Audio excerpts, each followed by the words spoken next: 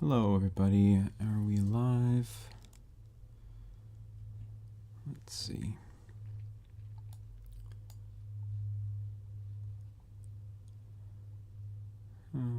If someone's here in the chat, you want to just say hello and let me know if you're able to see me and hear me well.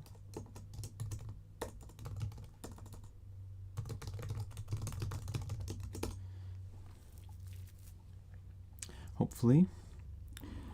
And maybe, can you hear the instruments?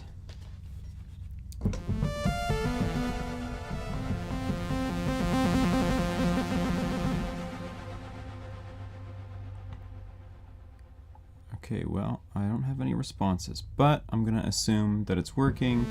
There we go. Pim, hello, Pim. Welcome. How are you doing today? Good to see you here. Let me just... Good, great. I'm just going to get my chat in a location that I can actually read it.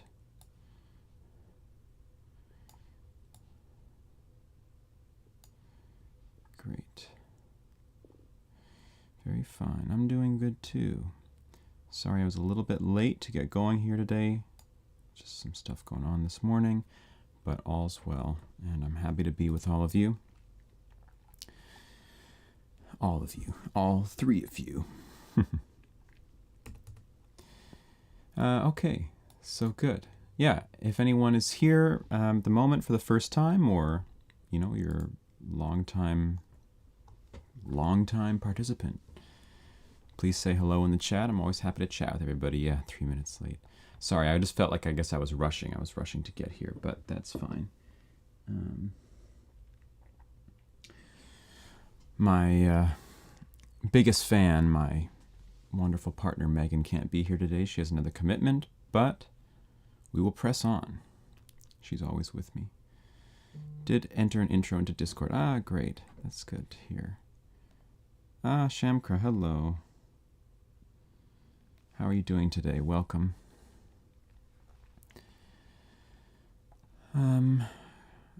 Okay. And that's great, Pim. Thank you for doing that. Yeah. Do you know how to use Discord, Pim? Is it like something that you're familiar with? I kind of feel like I should make a video just on Discord, like about what it is and how to use it and what I'm trying to do with it, because I don't know that a lot of people outside of the gaming world have used it before. Pim, you're in Holland. Okay, wow. Okay, I'm just going to play this from the start. I haven't actually looked at this all week, so I'm curious to see where we got to last time. Hopefully the volume is good compared to, so far kind of self-explanatory. Yeah, okay, good. Yeah, hopefully the volume is good compared to my voice. You can just let me know. Oh, it's coming out my speakers too, so we're going to get a problem with that. There we go. And everything else looks good.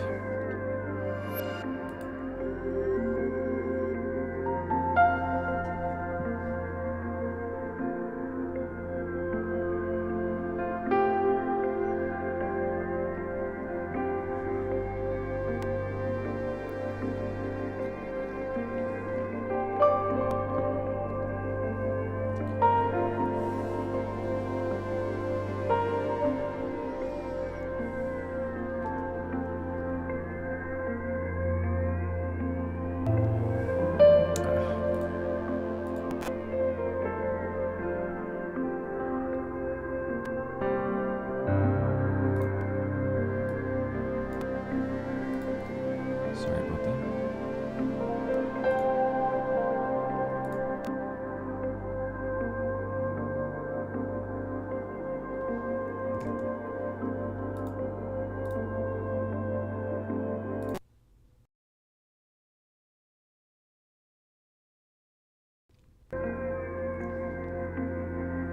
Okay, so this part currently we have, it's totally empty at the moment, and I'm curious about what we're going to do with it. I don't quite know yet.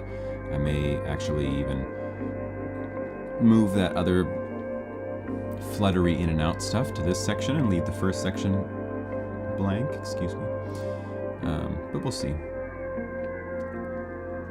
I like to run through this progression at least twice so that as we come to the key change up here, it will have a bit more meaning, a bit more contrast from the previous section. So.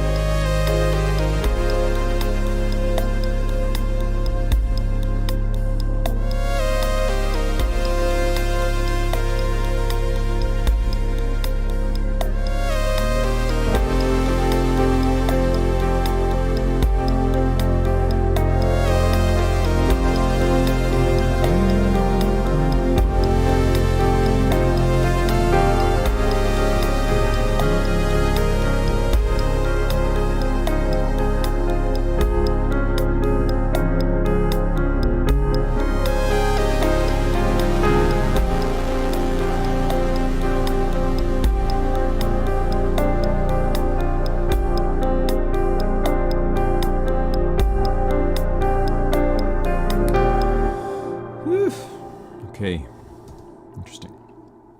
Question right away. When you made a MIDI part and not satisfied with the instrument's sound, how do you usually audition when not yet sure but don't want to delete what you found?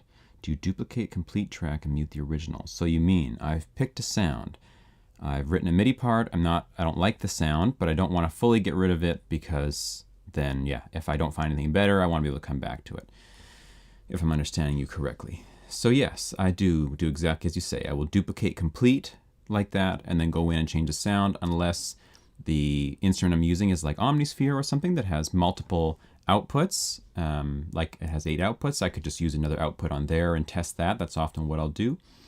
But yeah, that's right. That's exactly how I go about it. That's probably the simplest way, I think. Don't want to lose what you've got if it's already decent. Yeah, so I like it. I like what's going on here. It needs some refining. I don't know, no problem. I don't know if we're going to refine today. Well, we'll see. I do think that, okay, 10,000 things through my mind right now, jeez. Yeah, wow, okay.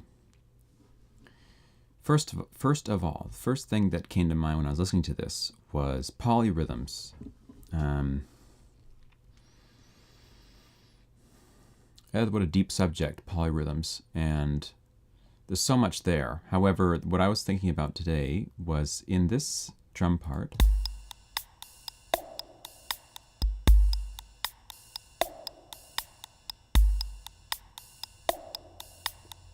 there's a lot going on there. And I just wanted to like explore this for 1 second because it's actually pretty fascinating.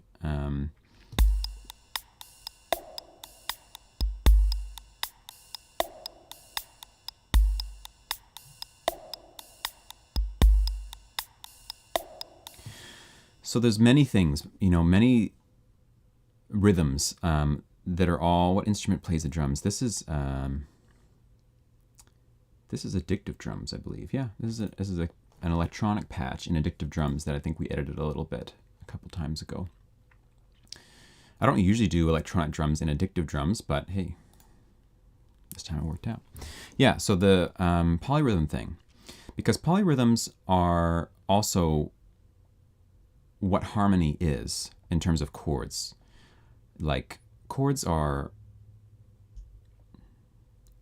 vibrations that relate in whole number ratios, like 5 to 4, 5 vibrations for 4 vibrations, 7 to 8, 3 to 2, this kind of thing. And that's exactly what's going on rhythmically as well in all music. But here particularly, it just occurred to me as I was listening how many rhythms we're getting. We're getting the triplet feel, da, da, da, da, da, da, da, da, da, da, da.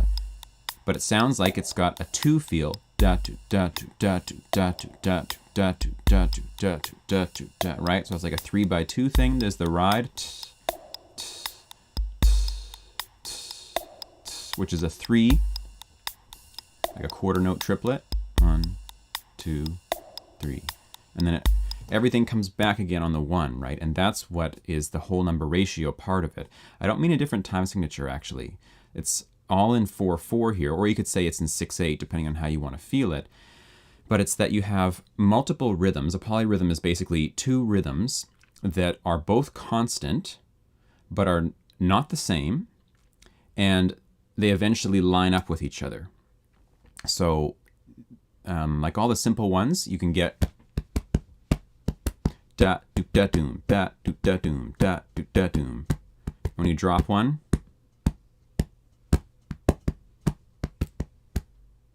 right, that kind of thing, or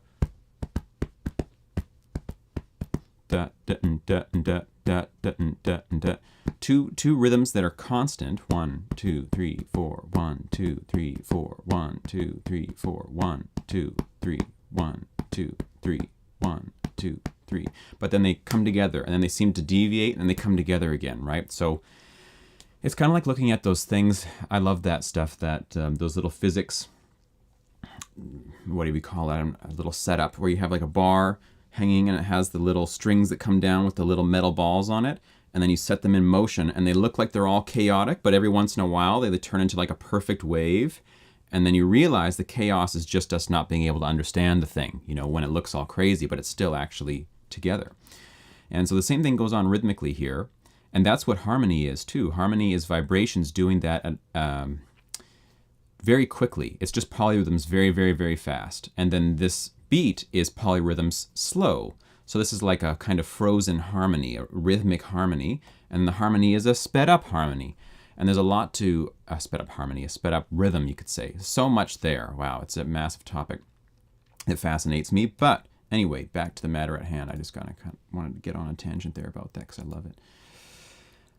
Okay, I have a couple of things that are on the tip of my tongue that I want to do. One is I want a big reverb on the snare right here. Just to signal that we're coming in there. So what I might do is just to keep it simple. I don't actually know, where is this going? This is, oh, that's the side chain. So we have that. We have a big verb. Okay, we're going to try to send, I have all the drums coming through one channel right now, which, I don't know, I sometimes try to avoid that if I want to mix drums individually. I'm just lazy right now. So I'm going to try to make this work. I'm going to send the whole drum track to a big verb. And then we're going to automate the send level on that. And since the snare hits by itself, right here, we can actually just do that and maybe bring this up. And then, yeah, we'll just pull it up and see what this sounds like. Sounds like nothing. That was actually pretty sick.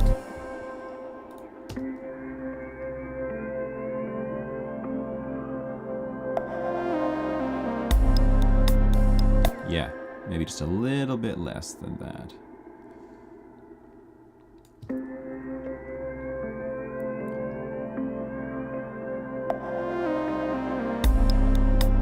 Yeah.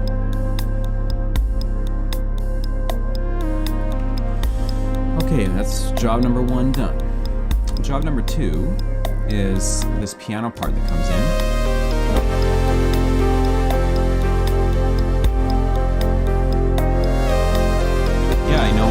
Feel like this, especially with the piano doing that.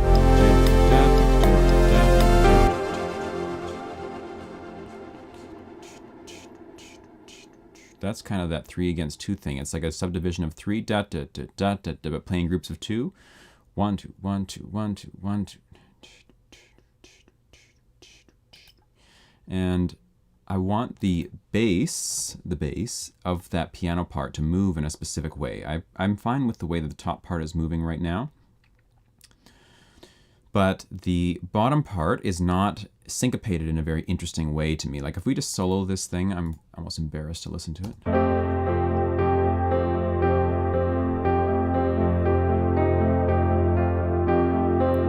The bottom part is kind of going do do do do do do do do do do do do, which is fine. Just kind of a generic like triplet sort of pattern, but what I want to do is something, yeah, more interesting. So I'm going to try just to play it straight out. I'm going to delete these and dum dum dum dum dum dum dum dum dum dum dum dum dum, which gives a lot more space for the top part. So it allows the independence of the, as we would call them, voices, the individual notes in the chord, to be heard more clearly. And this is a big topic for me. I don't know if any of you guys have studied or are interested in studying voice leading in terms of harmony, like when you're writing chord progressions and things, or writing any kind of harmonized part. Voice leading excuse me, is the principle or the study of creating independence between the notes of a progression, so that you can hear the individual lines as if chords are not chunks of things, but they're actually just multiple melodies, and a chord progression is like 4 or 5 or 6 or whatever simultaneous melodies, right, as opposed to chunks of chords, and that each melody should be coherent on its own. So that sort of thing is big in my mind all the time, and though we're not playing block chords here, I am thinking about voice leading between the chords themselves, but I'm also thinking about how do I create this, there's a modern term for it that I kind of like the term, they call stream segregation. Stream segregation as in like a stream of notes, or one of the melodies, you could say, one of the lines in the chord. Segregation, meaning your ear is able to discern all the separate lines, and that's what's pleasing. When you hear the different melodies that make up a chord progression moving, and you can hear each of the lines independently, is a very pleasing quality. So, though we're not playing block chords here, I'm still trying to create independence between some of the parts so that we can hear it kind of like a machine, all the little bits moving. Yeah, so I've had to increase my buffer size, as we would call it in any other app except Studio One. They call it device block size here, and just to give my CPU a break.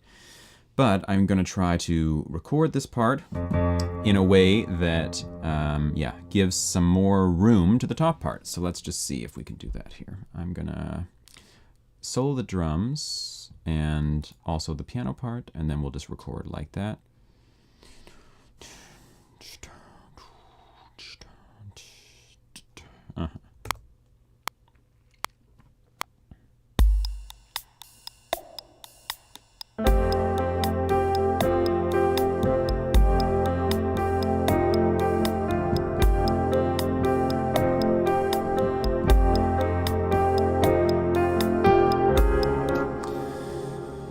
Okay, so now let's take the drums off again. That was probably pretty quiet. It might have been hard to even tell what I was doing there, but I will show it. I also have a key that's busted on I have a few keys that are busted on my keyboard. Busted as in they don't register velocity very well anymore. I have to like smack them, and that's my own fault because as you guys might know, I play my drums usually with my fingers on the keyboard. And when you're into the drumming, you're just gonna hit it hard. I'm gonna hit it hard.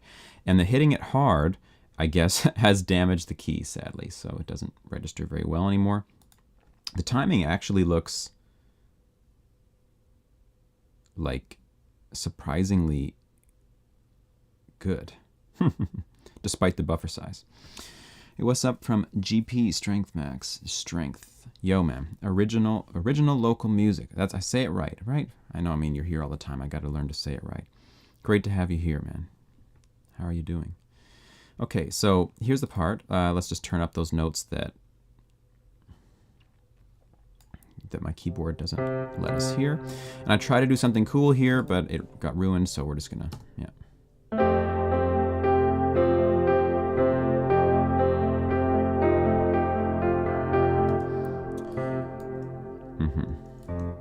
couple of these guys to be just a bit better timing.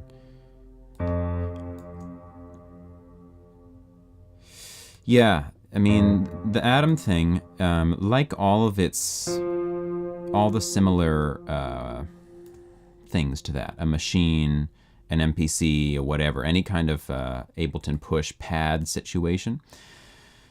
I dig that stuff, but also I've been drumming on the keyboard since I was like 13, and I'm 31 now. So I have a lot of experience doing it, and the way that the things like line up in my fingers is so ingrained that I'm kind of hesitant. I actually have pads built into my MIDI controller here, but I don't use them because I just love using the keyboard, but it gets messed up, unfortunately. So I should probably buy a secondary MIDI controller at some point that I can do that kind of stuff. 1989 Club. What does that mean, 1989 Club? And hello to anybody on the stream now. I see we've got 7 people on the stream. Hello, everybody. If you're here and I haven't met you before, please say hello in the chat. I think I'm generally a friendly guy. I love to chat with everybody. I mean, that's a big thing for me. I think we were talking about this last time. You know, I'm streaming mostly because I just like to be with other people, especially around music. And I'm very, very community driven and love to interact with people. So if you're that kind of person, jump in the chat. Okay, so here's what's going on with the piano. We have this lower line.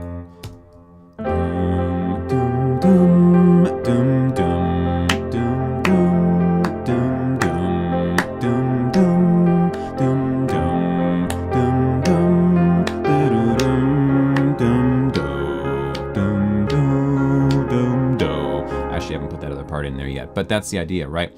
So as the top part, DJ Octopus, oh my goodness, that's a dope name, DJ Octopus. I don't think we've met before, have we? Hello, anyway, welcome. Where are you from? Glad you're here. So the top part.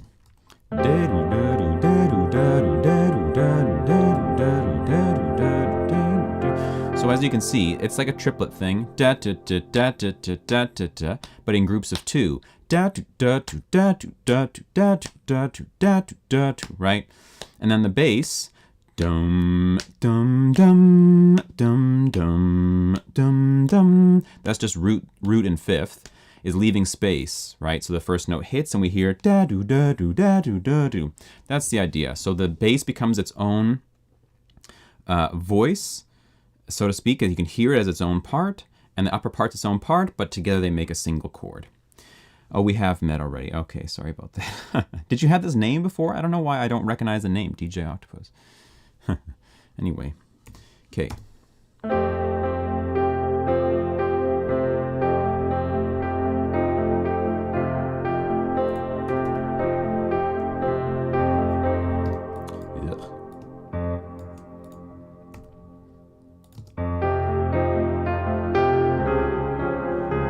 Okay, so let's just quickly get this set up for the other chords. So my 3 lowest notes in every chord are going to be this bass line, so to speak. Yeah, very worldwide, international, no kidding. That seems to be the way, and I think that's because I'm doing, where I live here, I'm in Canada, the west coast of Canada. It's right now almost 10:30 a.m. And probably most of my friends and like whatever people around here are either sleeping or they're like, it's Sunday morning. I'm not going to wake up and watch a stream, which is fine. I totally understand that. I picked this day because when I look at my YouTube analytics, it tells me that most of my subscribers or whatever are online at this time. And I thought, well, may as well. That's who I'm doing it for. I'm here to chat with all of you. So just so happens that I guess that's evening over there, and so it works out for you guys, which is great. Okay, so we're just gonna take the lazy man's approach and we're gonna duplicate this bass line across, and then we're going to just throw it on some notes. So before we had roots and fifths, now we've got root, root, and third.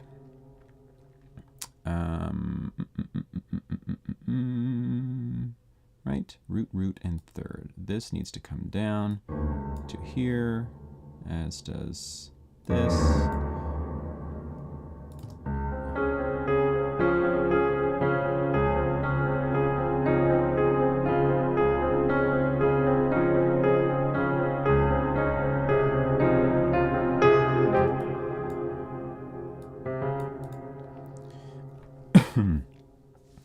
Sunday, 7 p.m., right. 1926, 7:30. Yeah, exactly. So I think a lot of the European and Indian and Asian, to a certain extent, world, this works for them. And I actually am going to switch for the next 2 weeks over to doing Saturdays, which may not work for but a bunch of people because, yeah, I mean, Saturdays, that's a cool time, right? You want to be with your friends or whatever. That's fine. But, yeah, I'm just going to try that out for a couple weeks, and we'll see how it goes. What vibe we today with Mr. Music Man? Shipley, hello, welcome. We are with I don't know, what is this vibe? Can someone tell me what this vibe is? I want to say sounds a little bit on the cinematic or video game score side of things. We'll just have a little play through. All right, let me just do this last thing before we get a little play through here. We had this, and then we had this. Oh, hey, it's early in the morning. I can sing a B flat. Can you believe it? Oh.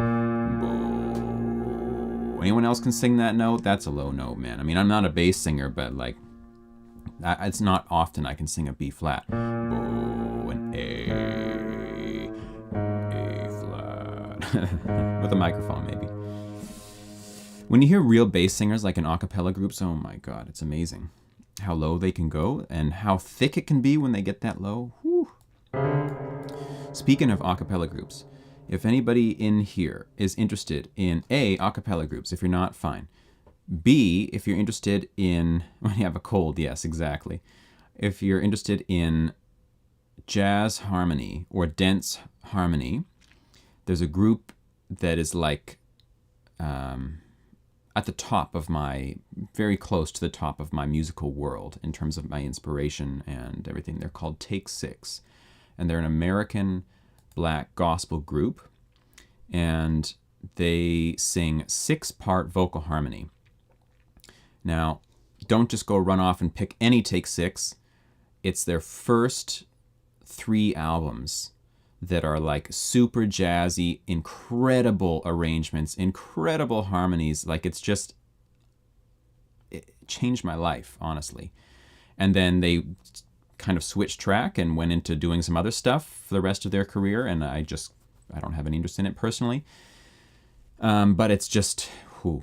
Okay, here's the one you got to listen to. You go on YouTube and you search Take Six, Star Spangled Banner. Now, I'm not American. That's the American national anthem, by the way, which is amazing. I don't know about your guys' national anthems, if they're like cool or what you think about them. I do not like the Canadian national anthem. It's very boring. I grew up singing it and it doesn't do anything for me. But the American national anthem is so well written and massive and bombastic and triumphant and phew. So they do a jazz harmony a cappella version of that. It's on YouTube. I saw it when I was, I want to say 15. And the real group Shamkra. Yes. We are best friends. Yeah, I saw Take Six do that when I was 15 or so. And I had never seen anything like that. It literally changed my life at that moment. I saw that performance on YouTube of that Star Spangled Banner and heard that kind of harmony they were singing there. And I just said, I have to learn this. No matter what I do in my musical life, I have to be able to do that. I have to be able to write those kinds of sounds. It took a long time, like years and years. I wasn't professionally trained. I didn't go to music school or anything, so it was all self-study. But I feel that I got there, at least to a point. I'm not Take Six, of course, but I have my own thing, and I do understand what they're doing, and I can write those kinds of things now. But that was a great thing for me to see. Like, if I really wanted something, if I really wanted to make that sound, I spent many years studying it, and eventually it came about. So anyway, that was a bit of a tangent, but yeah. anybody who's into that kind of thing, please do yourself a favor. And also the Real Group. The Real Group is a Swedish vocal group. Oh my goodness. Okay. Sorry about this, guys. If you want to get to know the Real Group, you search Real Group Nature Boy. Nature Boy A is one of like the best songs ever written in terms of like lyrical content and melody and harmony. It's a jazz standard from back in the day. And the Real Group's arrangement of that song is to die for. It's honestly like to die for. It is just the best. They have so many amazing arrangements. Anders Edenroth, I don't know, maybe Shamkar can correct me, is the arranger for that group mostly, and the dude is a master, absolute master. Okay, back to the music.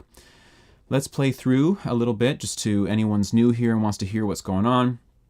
I'm going to play through this section for a sec. It's a little bit sleepy, so sorry if you doze off here. No, we're soloed. They do a bassy melody that is, yeah, exactly, the bassy melody.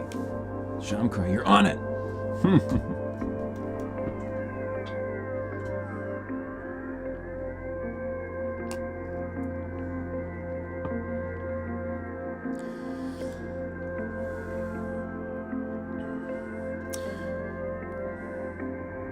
So this part is in the key of G minor. Maybe G Dorian. How's that note feel to you?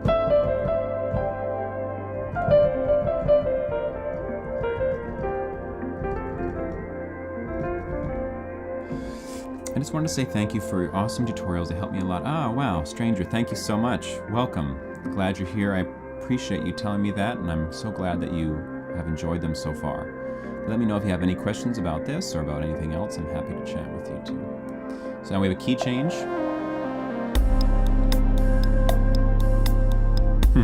Thank you, Sean. So this is a D flat, which is definitely not in the key of G minor. Now we're in F minor.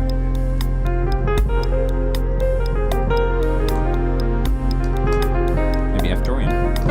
How's that note for you? Dorian note. Down to D flat.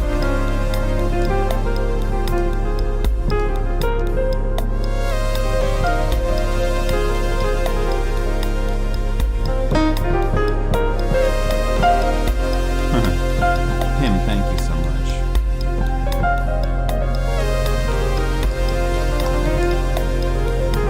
So then we have this kind of,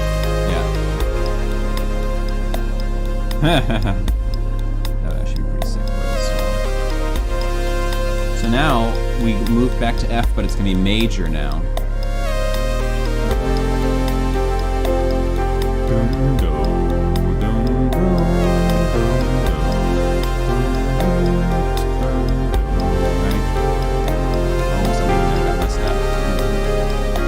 D-flat Lydian chord.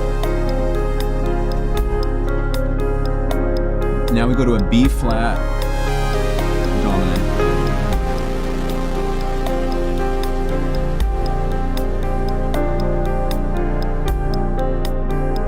B-flat 13 is the chord. Okay. So I like that. I quite like the feel of all that stuff. Last time I did this thing where I put a saturator on the whole mix, and right when it hits the B flat, I turn the saturation up, and the whole mix becomes like crunchy and distorted for a second. That's this part coming up right here.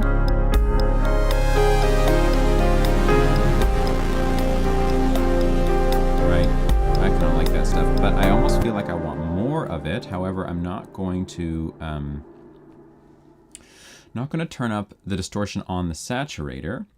Instead, I will actually just turn up the volume of the bass. And the bass is, you guys probably know, bass frequencies are very powerful and in terms of very energetic.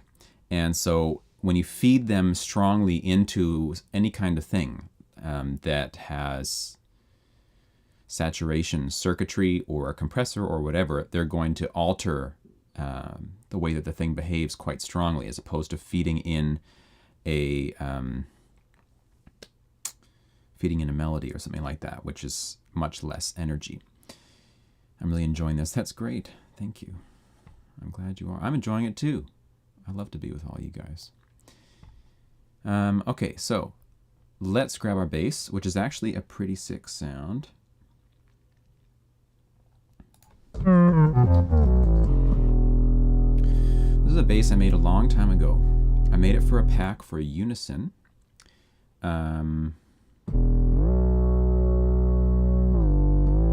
It's called Hover Bass. And it's got a fifth tuned up in there as well. I don't know where the fifth is coming from, actually. Ah, it's this one. So it's a root with it's actually like a 12th, like a fifth up an octave. So it makes it sound pretty fat, and I'm going to try to just, I have no idea if this is going to work. I'm hoping it's going to, but we're going to see. I'm going to try to swell that volume of the bass right at that moment. So the moment is here. And we're going to put a point there. We're going to put a point in the beat before it, and we're going to put a point 2 beats after it, and then we're going to swell into it. We're going to add 5 dB and see what happens. Which reverbs are these? The one that is attached to the bass, which, yes, I have a reverb on the bass. That's not so common, but yeah, in this case it was important. Of course, I'm cutting out all the sub-frequencies, but this reverb is just the built-in reverb with Serum, which honestly I'm not a big fan of, but whatever. It's basically hidden in this case, and it sounds totally fine.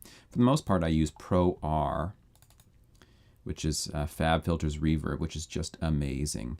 If you just want to buy plugins that are amazing, you just mean, yes, you mean the pro stuff. You just buy everything from FabFilter. Like, I love it.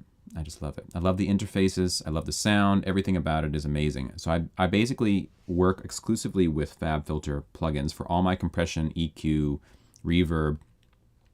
Now, since I'm a teacher, I get a discount on FabFilter. They give a 50% discount for teachers. So I can buy the whole bundle at 50% discount the price. So if there's any way you can swing that in your life and make them, believe you're a teacher, go for it. Is there a rule or smart way to find your way back to the original chord after a bridge or chorus, back to a second verse? That's a great question.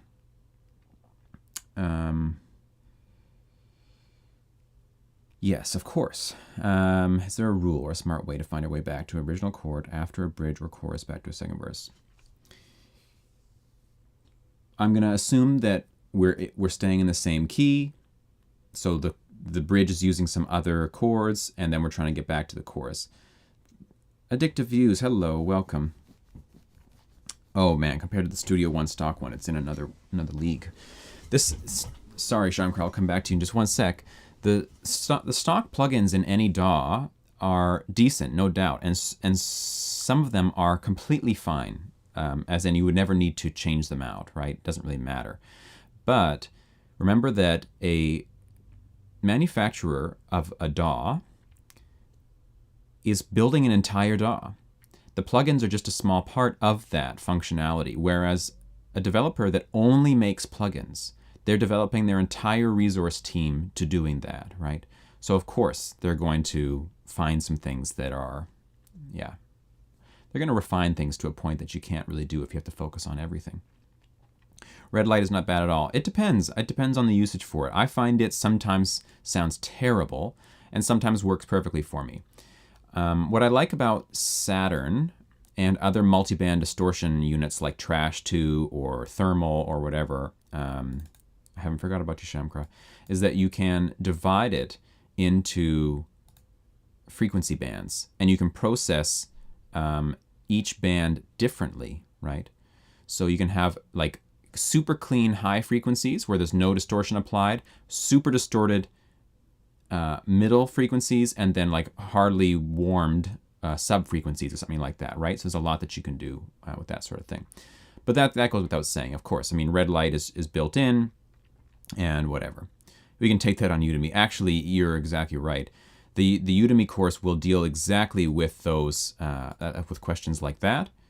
But I'm happy just to chat about it on here. I have trash too, and you think,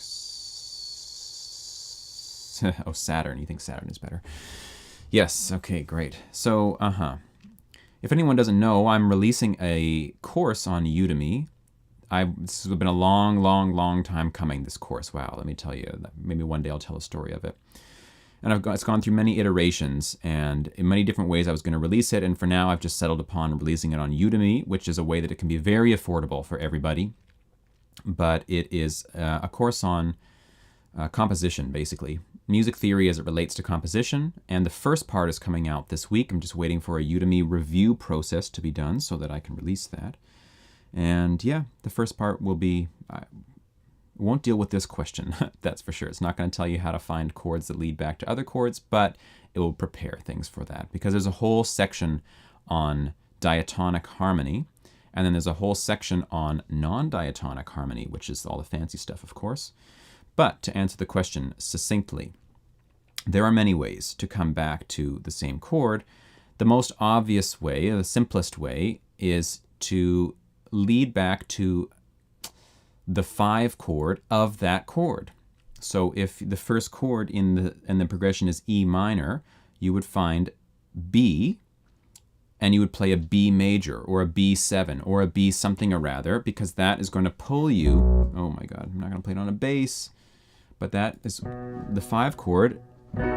Generally speaking, is going to pull you back to that chord.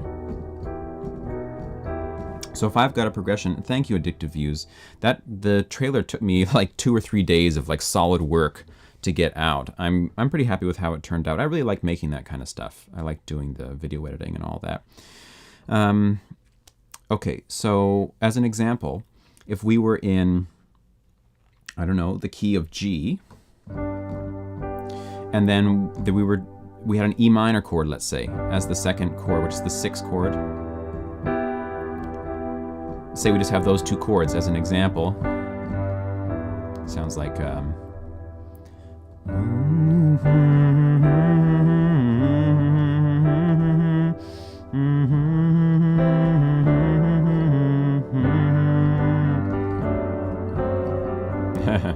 too much reverb. Anyway, I could just play the 5 chord of E minor before E minor, which in this case is B7, so you get this sound.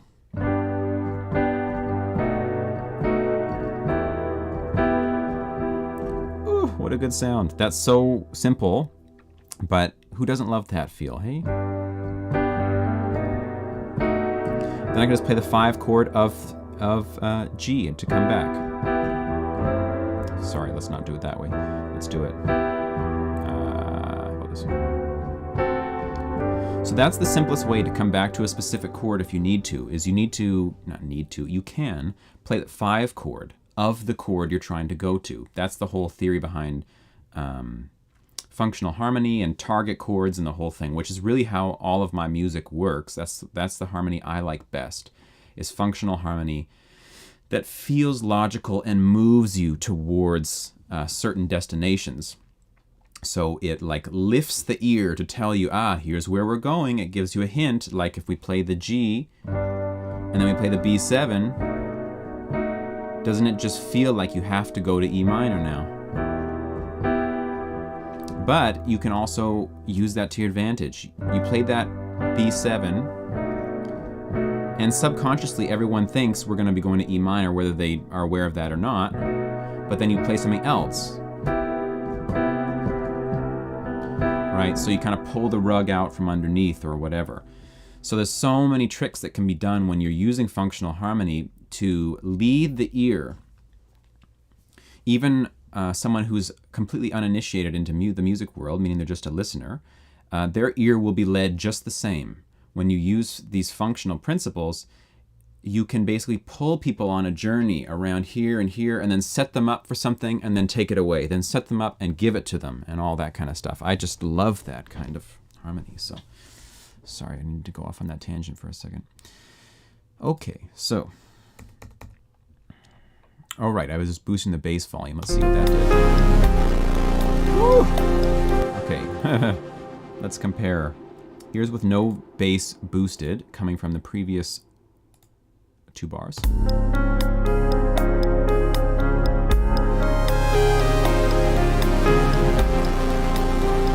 So it's kind of gritty. I don't know how well that comes across in your guys' systems, depending on what you're listening to. I'm curious, what are you guys even listening to this on? Are you listening on like studio monitors or headphones or like your laptop speaker or whatever? Because yeah, I'd be curious about that. And then with the bass turned on, we get this.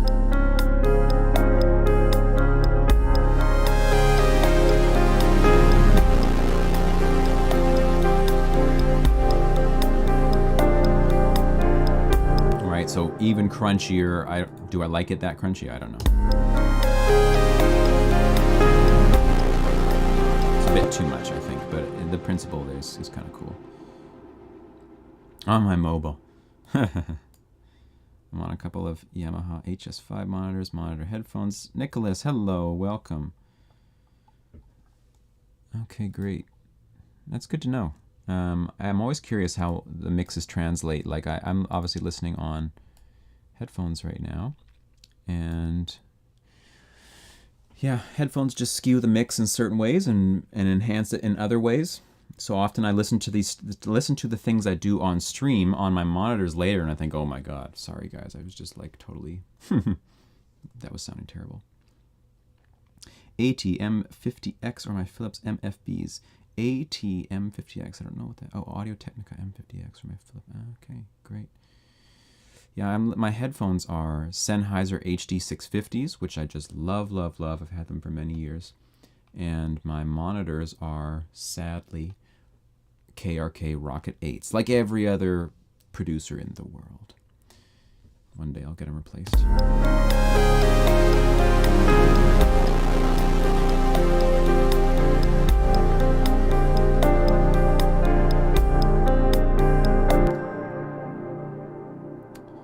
Audio Technica hype, yeah. Best mix done with headphones, but after you reach the top level of mixing. Yeah, headphones have some great advantages to them, no doubt about it. And rooms, like where the room you're listening in, is a troublesome topic, right? Like, I'm in a small room here, and I have many, many sound absorbers in here. Like 1, 2, 3, 4, 5, 6, 7, 8.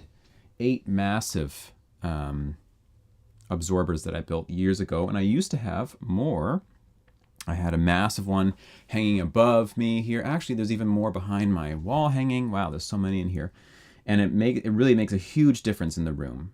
And on top of that, I'm also using, actually not at this moment, but in general, I also use the SonarWorks room correction. So I don't know if you guys know about that stuff, but it's actually like amazing. A lot of people have some hate on it for whatever reason, but who cares, right? People like to hate everything. Bought the M50s also specific for mixing. I've never tried them before. I'd be curious. Yeah, okay. Okay. What are we going to do today? So, 50 minutes have gone by. I've written no music. I have talked about music and fixed a few things. Yeah, the headphone app. Yeah, me too. It's amazing, actually. Even just to correct these, to get them even flatter, it's like fully noticeable. Like, I'm a believer, man. Okay, I'm just going to listen to this last part. Sorry to make you listen to it over and over again. That's how music's made. And then I will consider what we're going to do next.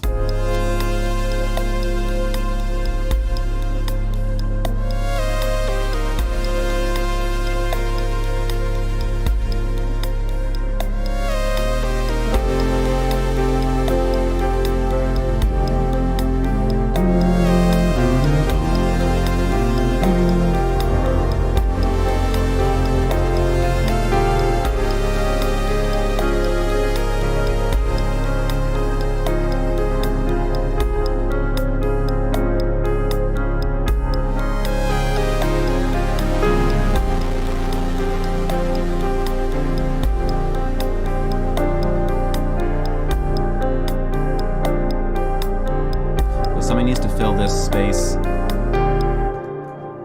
then we're gonna, yeah. Okay. So let's try to get something to, first of all, fill the space between this end of this melody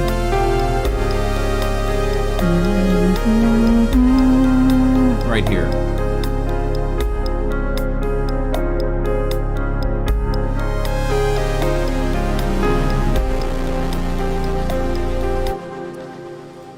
So I don't want to use the same instrument, the little synth things.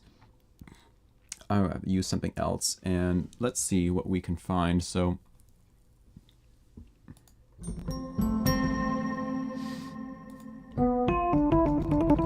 do we use the roads for anything? No, just plain chords, right? The lead could climb up a couple of notes on that section. Like the lower harmony is doing that, the upper one stays. Could go more. Way up there. But I also like the idea of taking a break. Like, look at all this stuff. We've had this... Get this automation out of my face. Okay. We've had all this stuff. This is all the lead, right? From here, here, here. It's too much. Too much lead. I mean, like a fill. Oh, okay. Well, sorry. So, yeah, I need to take a break from the lead because my ears are getting sick of it at that moment. So I need some other character to come in, so to speak, and then we can come back to the lead for a little bit. Yeah, it's the problem, hey, trying to like discuss musical stuff over a chat, and I can speak and you guys can't speak. It would be like super cool if there was a way to do speaking back and forth, but also it would probably be a nightmare too, because like, I mean, my stream is super chill here. You guys are obviously very chill and respectful and whatever, but you've probably seen some streams where the chat is like insane. And if you could hear people, wow, it would be an absolute nightmare. Okay, so I'm wondering, okay, we've already used the piano. We've got these strings. We've got the roads. We've got this guitar thing. I wonder if we can just like...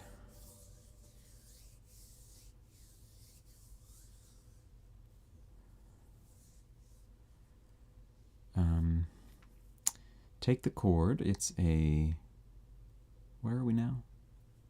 On the D flat, or on the D flat Lydian chord, and just play some crazy clustery stuff with the keytar. It's not a keytar, it's not really a keytar, but whatever. Yeah, some clustery stuff, and then bounce it out and reverse it and put a big reverb on it and do something to it, and it'll just sound like a cloud of whatever coming in. I don't know if that's going to work, but that's the idea I've got, so I have to go with it. So what I'm going to do is basically play probably just about the entire mode, the entire Lydian mode on D flat, all together.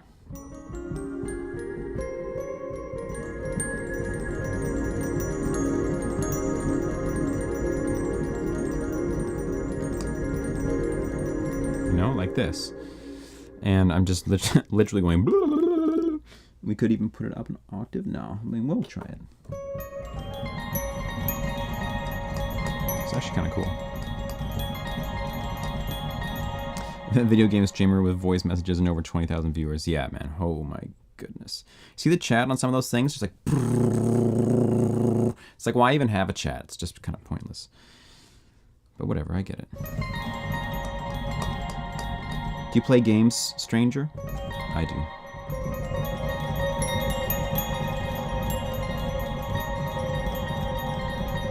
Okay, I'm just going to try this and see what happens.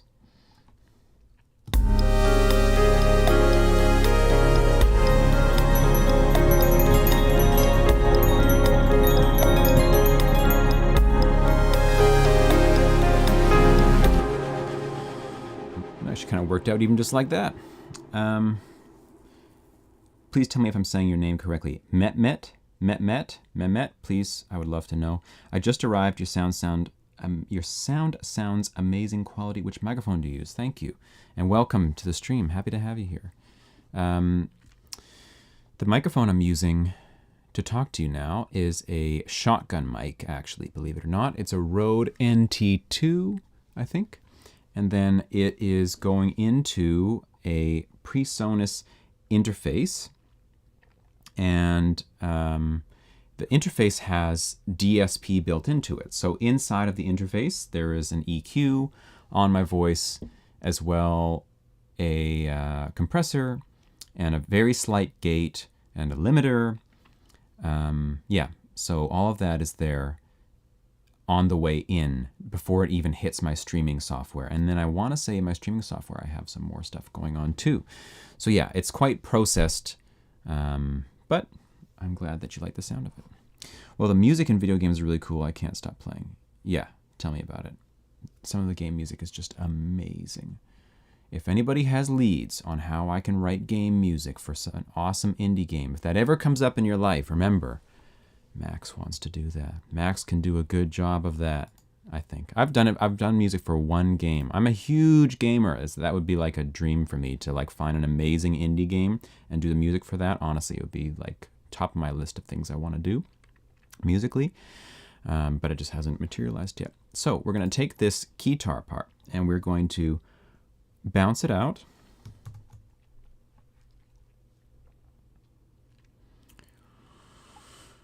And we will reverse it.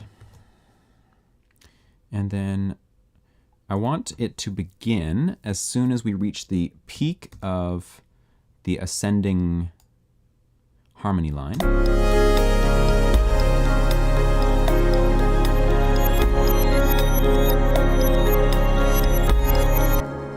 Kind of like that.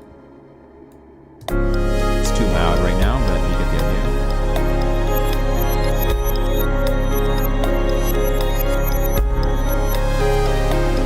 And maybe we'll even put the original one in there too. How about that?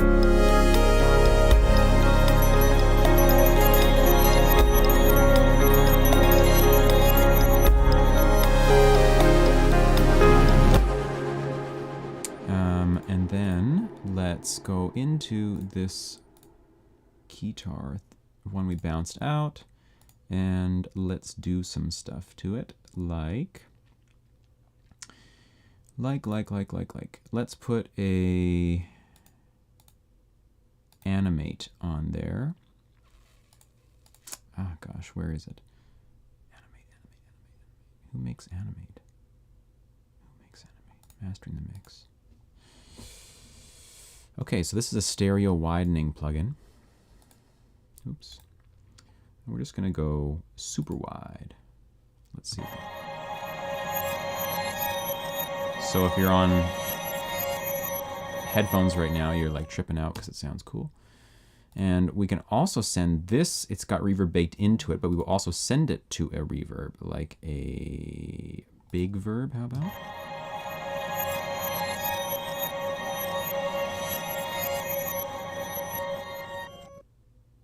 Okay, oh, we're not, it's not even working. Okay, after what I heard from you about video games, can I marry you? I'm taken, unfortunately, but I love the gesture. I'm glad that you're into it, too.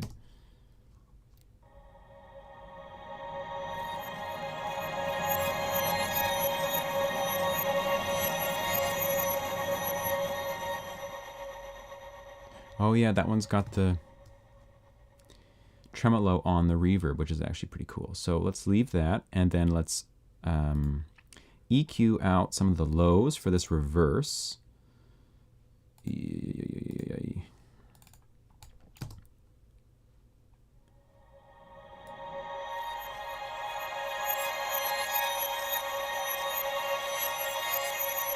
Right. And then let's bring this one in.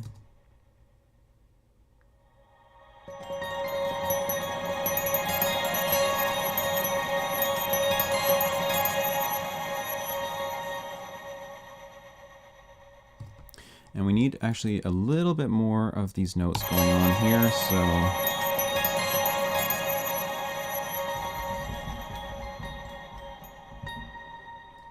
right, just to kind of trail off at the end.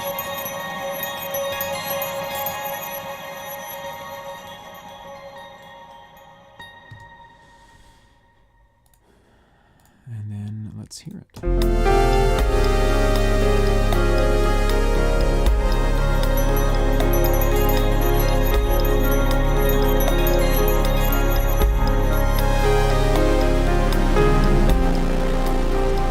That thing's distorting too much on there, hey? It kind of like ruins the nice vibe, sadly. Okay, I'll have to fix that. I'll take that bass automation out. As cool as the idea was, it's just not what I want. Okay. And let's turn down. Are we actually playing any notes with this guitar at the start? No. Okay, so let's turn down you a little bit and turn down your friend here.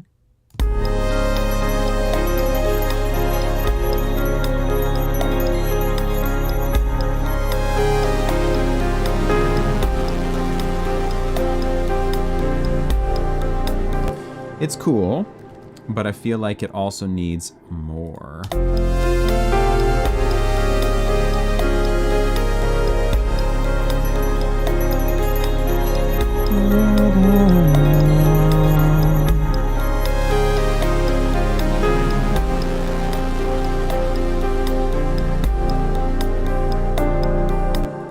Okay.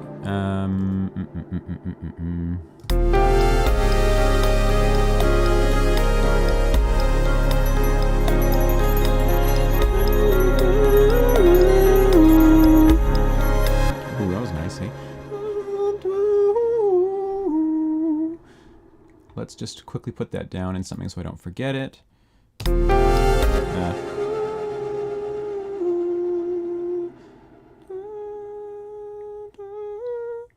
This is the game I always try and play with myself. Can I play the melody perfectly the first time?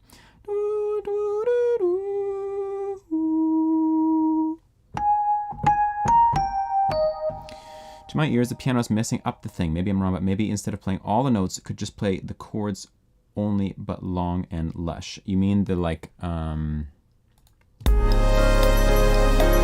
sparkly stuff is what you think is messing up the thing? Or the actual piano itself?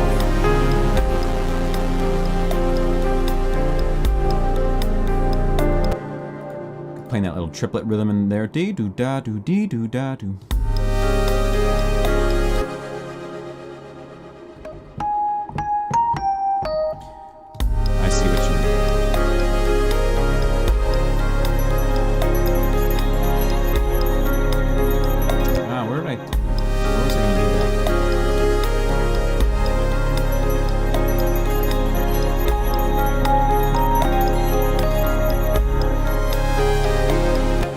We're not going to play that on our Rhodes, but the triplet, yes. I prefer just the chords of piano to empty out the landscape. I understand.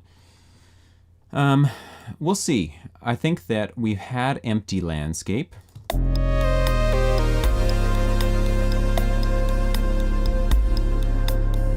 Right? This sort of thing. For like quite a long time. It's not like it's empty, but you know.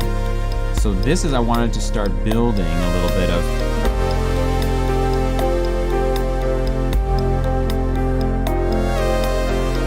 right, like we're going somewhere now. We're lifting up. And we are going to empty out very shortly. I know it's a bit much right now, and probably the piano should be turned down.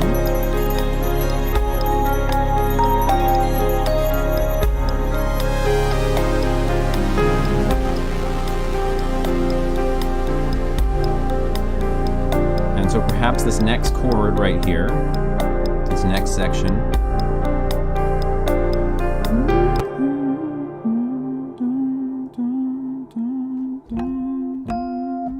am I singing the wrong note? I'm singing a C.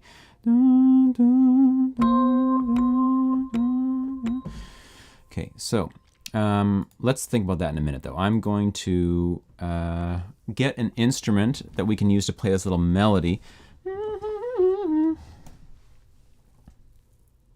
Don't like the distortion though, understandable. And I may end up removing it, we'll see. I appreciate the suggestions from all of you. Okay, so let's get what's something cool that could play this for us? And you just need to name these tracks. This is guitar. This is Rhodes. The Rhodes is not being used for anything, right? So I may as well just actually replace that instrument right now. This is the neon clicks. Nope, that's the neon clicks. What? Damn. Okay. Oh, this is strings, right? Strings, and this is piano. Okay.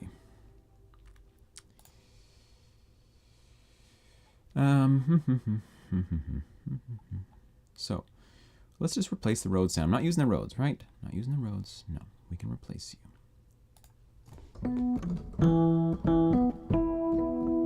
Forget what I was even using the Rhodes for initially. I know yeah,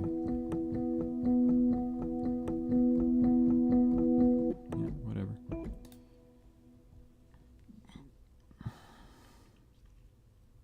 Do you guys have any plugins that like instrument plugins, synths or whatever that you really dig, you really like? I would be curious to know if you have any that you think I should check out.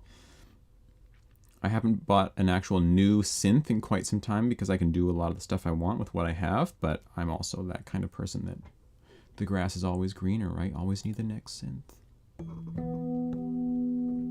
Sick of seeing Omnisphere and not own it.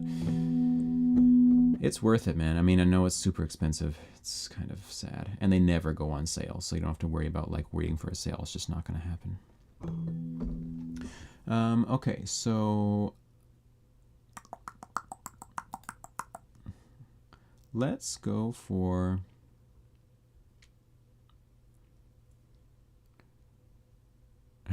yeah, Keyscape with the thing. I know. I bought them many years apart, right? $500 Keyscape, $500 for Omnisphere, but it was not at one time. I'll tell you that much. Also, I make music. I make money off of making music. It is my job. So I'm lucky in that sense. I can afford to invest in my equipment rather than it just being a hobby or something. Yeah, when it was more of just a hobby, when I was learning everything, there was a lot of cracking going on. Let me tell you, I'm a cracking expert. Don't tell anybody, though. Spectrasonics and recently Avenger. I don't know what Avenger is, but it sounds like something I want. Is it a synth? Okay, so we're going to try the ethnic world here. I'm hoping to get something expressive. It's not going to be low mallets, that's for sure, or any kind of malady plucky thing.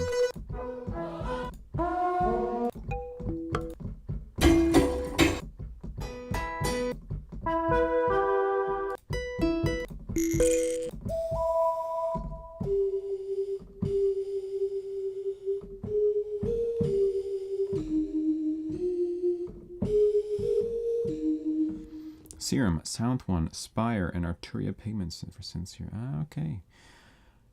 This device new producers get Omni plus Keyscape, and then you get better. Make your ass work and get some money. Yeah, straight up.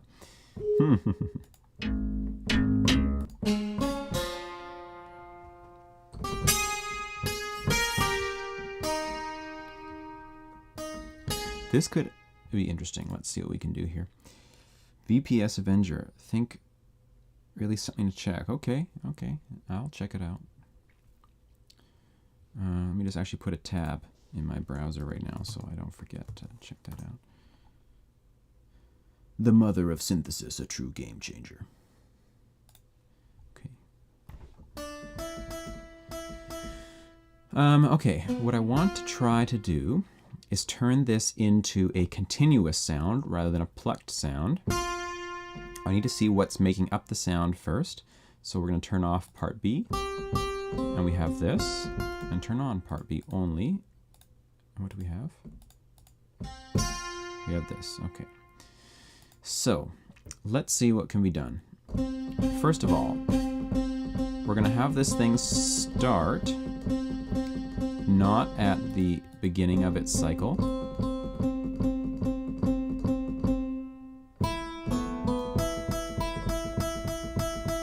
But it still is. Why am I... What's going on here?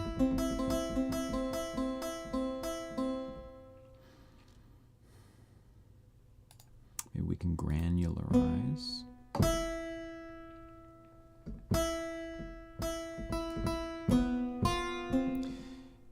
Yeah, I used to use Stylus RMX actually a lot back in the day. I don't use it at all anymore. But it was fun for the time. What's going on here? Why am I not getting any results from... Oh, I'm on the wrong one. Okay. So...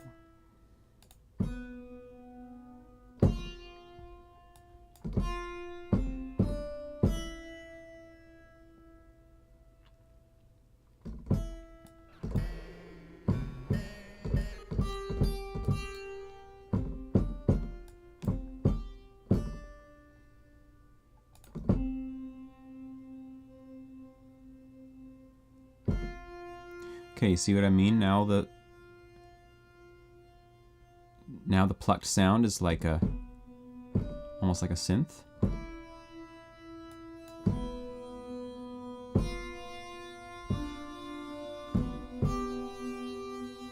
So we're gonna do the same for part B here.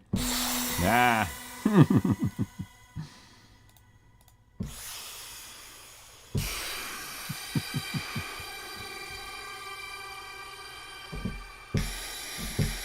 This is insane. What's happening? That's what's happening.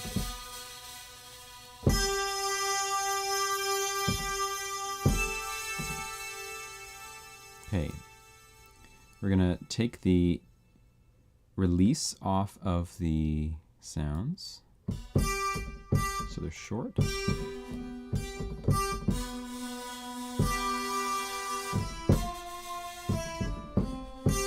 We're going to turn it into a mono sound. Solo.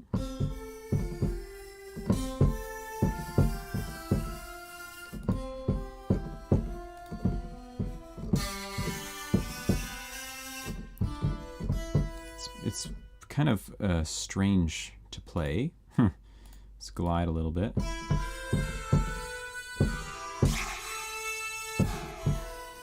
Okay, maybe not. I like Vitamin Waves. The guitar effects are cool. R-Verb Waves bundle. Yeah, totally. I know what you mean. Arturia has some great... I've never used the Arturia stuff. I know that they've got a lot of stuff, but I haven't been there yet. My brother was just over here yesterday, and he is currently renting a Korg Minilogue, those little tabletop synth with the built-in keyboard, and that was actually, like, amazing. Really fun to play with. You really have to smash the keys. I have a weighted keyboard, so you know. It's hammer action keyboard. So even if I hit it lightly, it just sounds like donk, donk, donk, and it's super annoying every time I play.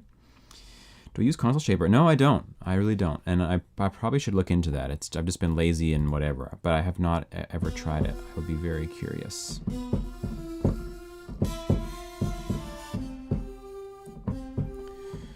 What days and what time do you broadcast, Max? I broadcast usually every Sunday at 10 a.m. Pacific time. Next 2 weeks, it will probably be Saturday at 10 a.m. Pacific time, which is, I think, 7 p.m. Central European time. Is that right? Yeah.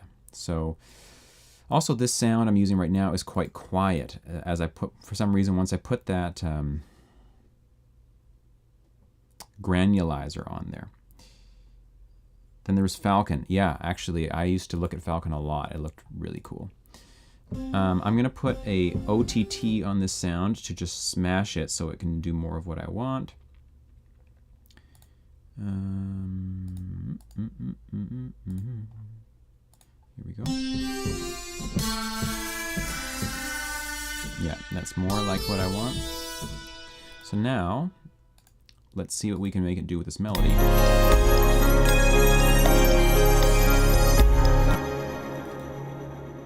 You downloaded OTT last night. Yeah, that's a revelation, man.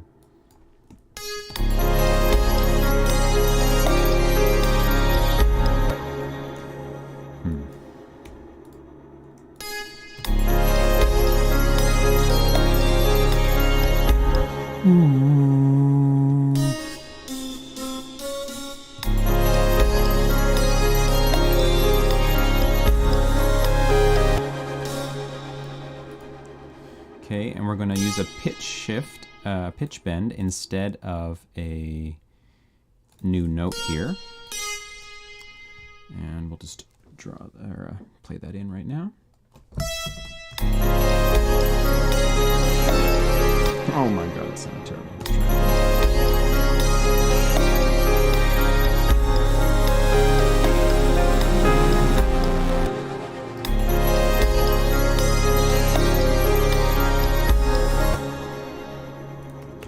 I know this sounds like really messy right now. We are gonna get it cleaned up.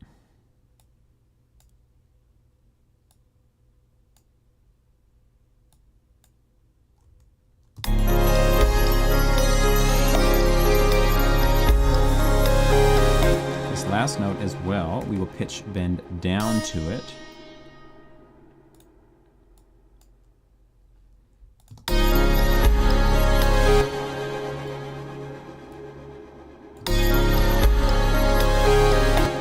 So,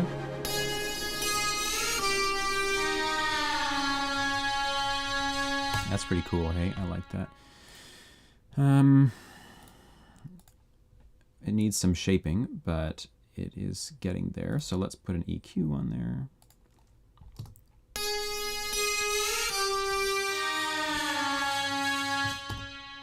And maybe let's take off the reverb that is built into it. And put one on as a send instead.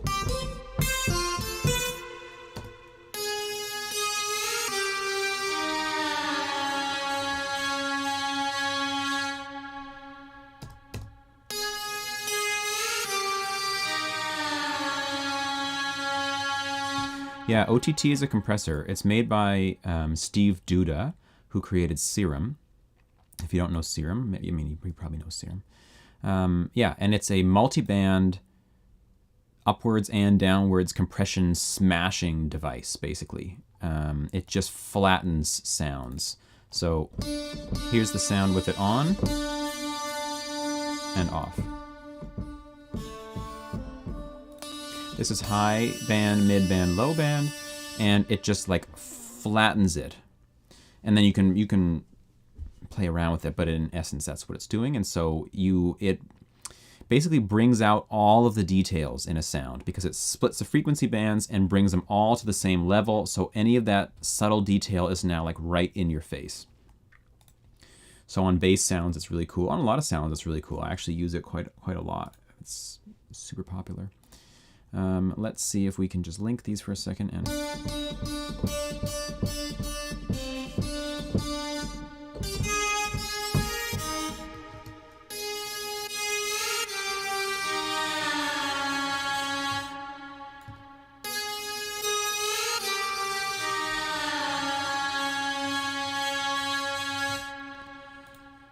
okay.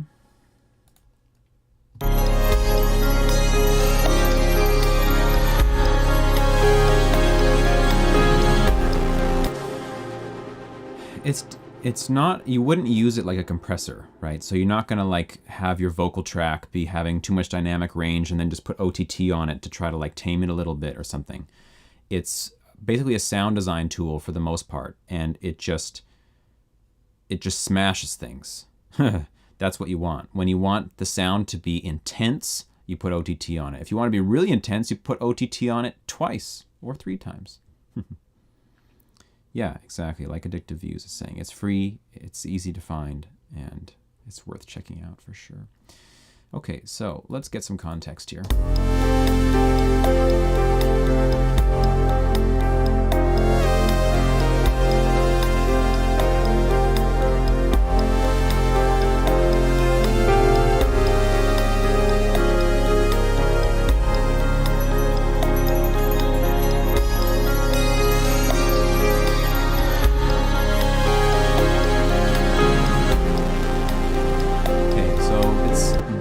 It's kind of weird still. We're gonna have to like, yeah, maybe play around with that, but I do like it. I like the general idea.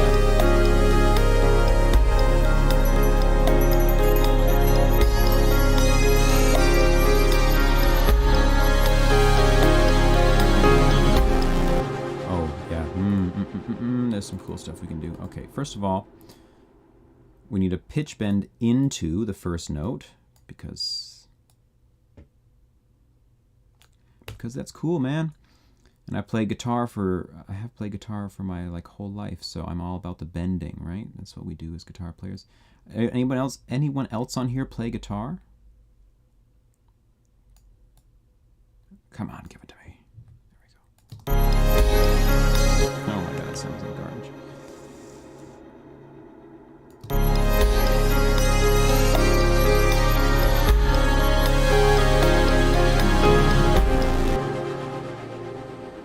Now we think, what is the coolest note that we can play, the most striking note that we can play over,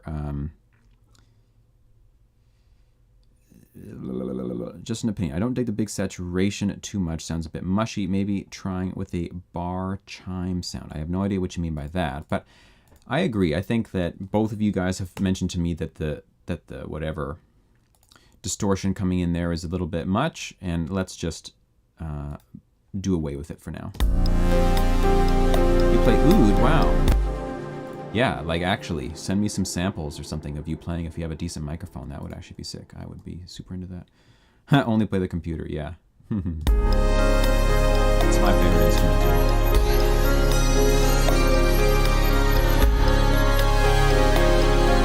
I never knew that it was called a bar chime. I know exactly what you're talking about, but you're right, that's actually a cool idea.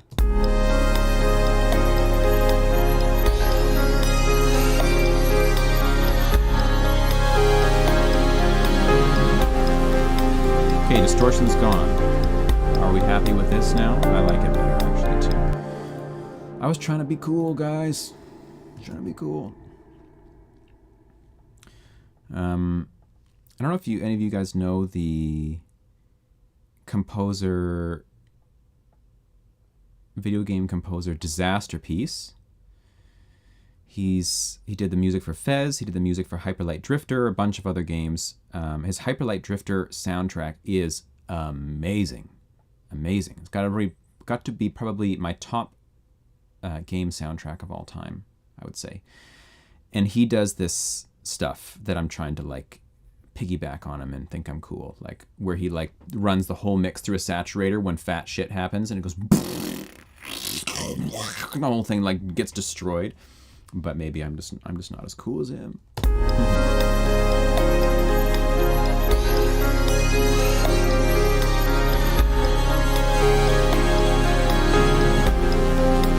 Okay, so we're looking for a we're looking for a beautiful note to go here. So the chord is a B flat 13. B flat 13. And so the 9, the 13 are some of the nicest notes we can find there. And maybe da, da, da, da, da, and then and we're going to B flat. So it could be down there.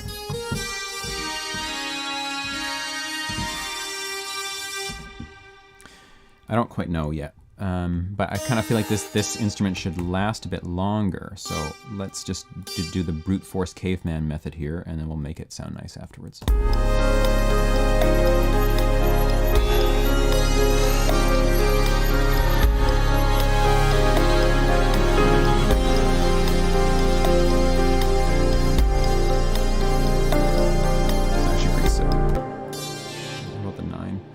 Don't use the 13. M superstitious. Superstitious. What do you mean? Oh, because 13. Okay, I get you.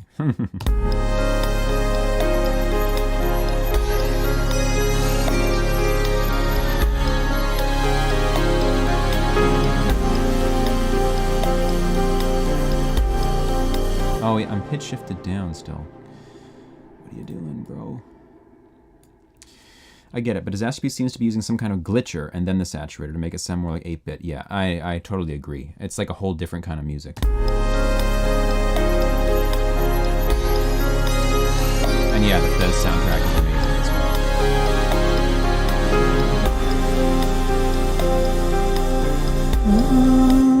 well.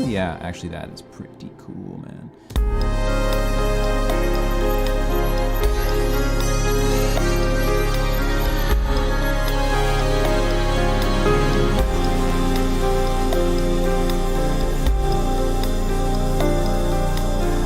Okay, that's cool. I like that. And then we're going to just fade out, because the OTT is really bad with doing, like, because it smashes everything so hard, you can't really have volume envelopes that make sense anymore. So we have to do our own sort of fade out.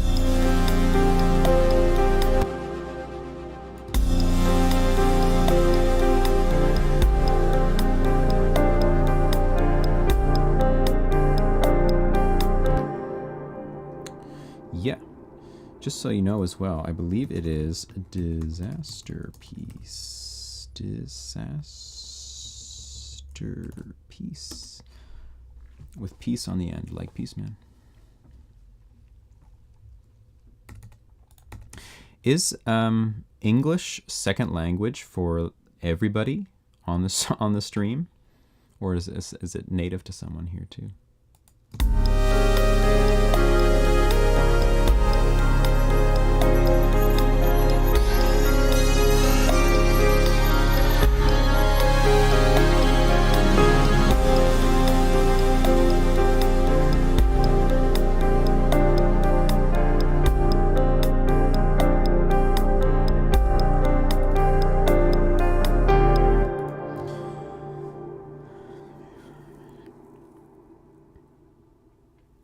Udemy 5 when it comes to spelling words. Oh, okay. I'm amazed by the English that everybody. I'm amazed by the English that people from other cultures can speak. I have no other language to speak at all. I had to take French because we're in Canada. We take French as our second language growing up, but it's not like heavy at all. It's just like one class a week kind of thing. And as soon as I could drop that, I dropped it. And then I switched to Spanish, and as soon as I could drop that, I dropped that too. I don't know why. It just, yeah, I think that the language thing doesn't do it for my brain in the right way. And I didn't have a need to have to do it, to get another language in there. So I ended up just kind of like going for the musical language instead, I guess. But I'm so impressed with the language of all of you and the English that all of you speak. It's actually pretty amazing. And I have some friends, particularly from Sweden, that it's like, basically everybody I meet from Sweden can just speak like perfect English. It just blows me away. Yeah, I bet it is a pain, like, especially at this point in my life. I don't know if you guys learned when you were a child or later in life, I wonder.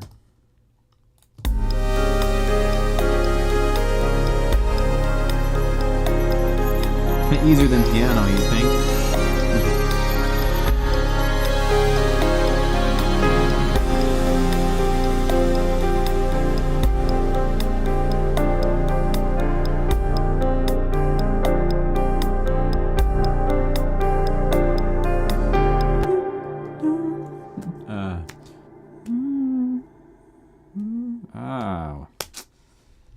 Sometimes you just try to grab a note and it's just not there.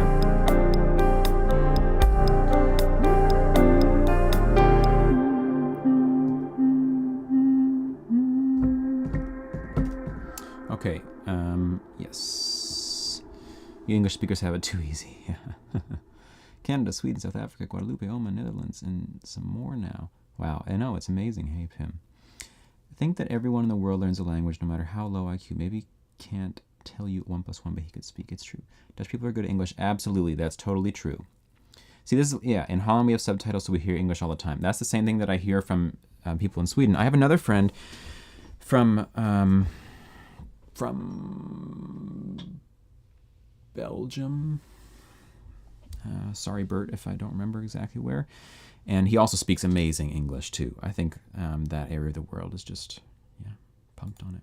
I think, yeah, all the exposure, right, from hearing subtitles or English speaking or whatever. And oftentimes the accents are also amazing. But I honestly prefer to listen to people who have strong accents. I love that.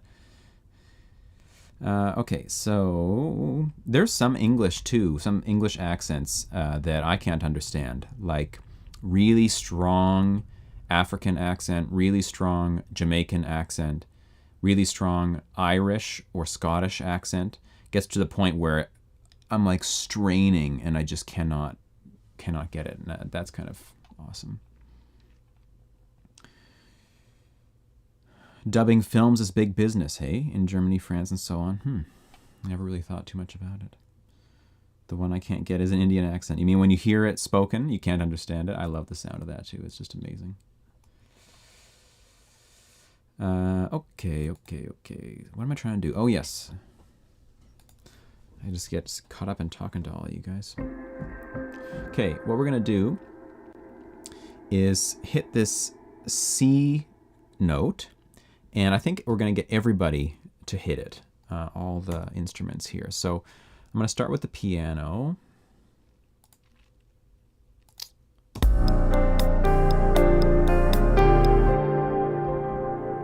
I need a click track.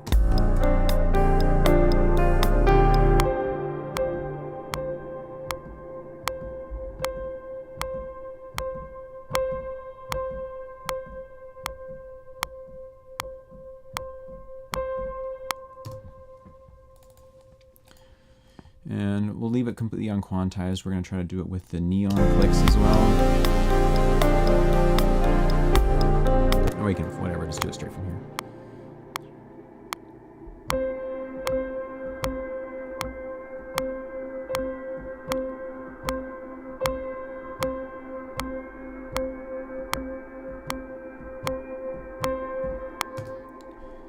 Play it so poorly. And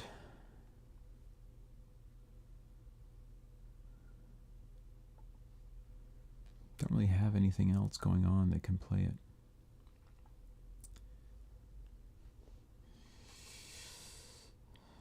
I remember traveling in Germany in the 80s. No one spoke English back then. Yeah, I really don't want to hear English in an Egyptian accent. Exactly, same in France.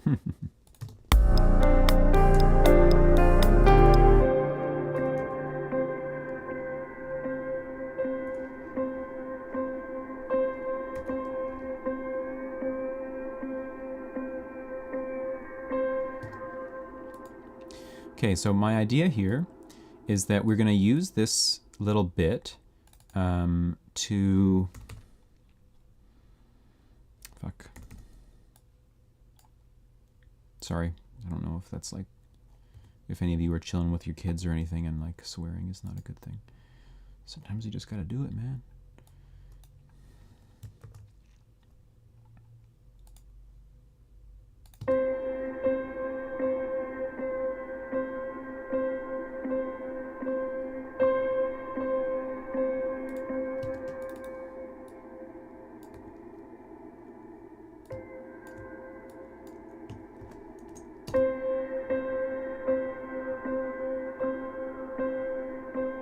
So part of the song is difficult to find the next move. Yeah, so transitions between sections, right? This is like a huge topic in the music production world, right? Who doesn't have this issue that you've written a big section, you've got it all fleshed out, and you need to do something else? What do you do? And so this is a problem I've had to solve many times. So I have lots of solutions for it, different ways of considering how to go about it. In this case, we're going to be using contrast as our main device. So we've been big, and now we're going simple. Lots of notes, one note. Lots of movement, just quarter notes. And then we're going to use this little part here to recontextualize the note. So we've been hearing everything in the key of F so far for this whole section. And now we're going to hear the C ringing with no context. Probably our ear is going to virtually keep the F going in the background, making the C sound like a fifth, but then we're going to come in with something. We're going to come in with a chord that recontextualizes the note and yeah, has a whole new sound. So just some quick thoughts for anyone who, like Stranger here, is curious about ways to find new sections for songs. One thing that I think a lot of people overlook is the fluidity with which your mind or your speech, like your voice, can deal with music. It deals with music much better than, especially if you're not like an amazing instrumentalist. Sometimes, I guess if you're an amazing instrumentalist, you can let your fingers do the walking, but oftentimes our voice and mind is so organic and so fast to come up with an idea. So what you can do is play through the section, and you simply begin singing either right before the section ends or as it ends. Now you can sing in your mind or you can sing outwardly, it doesn't matter. And it doesn't even matter if you sing the right notes. You don't have to sing on pitch, but the goal is to sing, or to think gesturally. This song right here is not a great example for that, but in other kinds of music it works very well. As the thing is coming to an end, you just let whatever is natural to you just start going. And you begin this new section melodically rather than through chords or rhythms or whatever. Melody, of course, is like the driving force of music, right, most of the time. And so if the melodic connection makes sense, you can almost do anything else with the rhythm, with the chords, with what a drum beat, whatever. That's fine. So if you can make a melodic connection between the sections, then you can flesh out the rest around that. And that's oftentimes, I've found, the best way to go, because it keeps coherency, melodic coherency through the song. And the average listener and myself and everyone is focused on that part. And so if you allow that to happen, then you can recontextualize everything after it and it sounds fine. The other aspect to it is that because DAWs force us, but generally force us to think in blocks, right? We're often seeing, here's a section, here's a section, here's a section. But in real music, that is music played with acoustically with a band or whatever, things aren't often so cut and dry like that. As we approach the end of a section, things start to disintegrate. Drum fills happen, other instruments start to move melodically. So we try to make a connection that is not just cut and dry, block, block, block. We might begin singing a new melody in the bar leading up to the change. So here, this is empty, but I can start singing something here.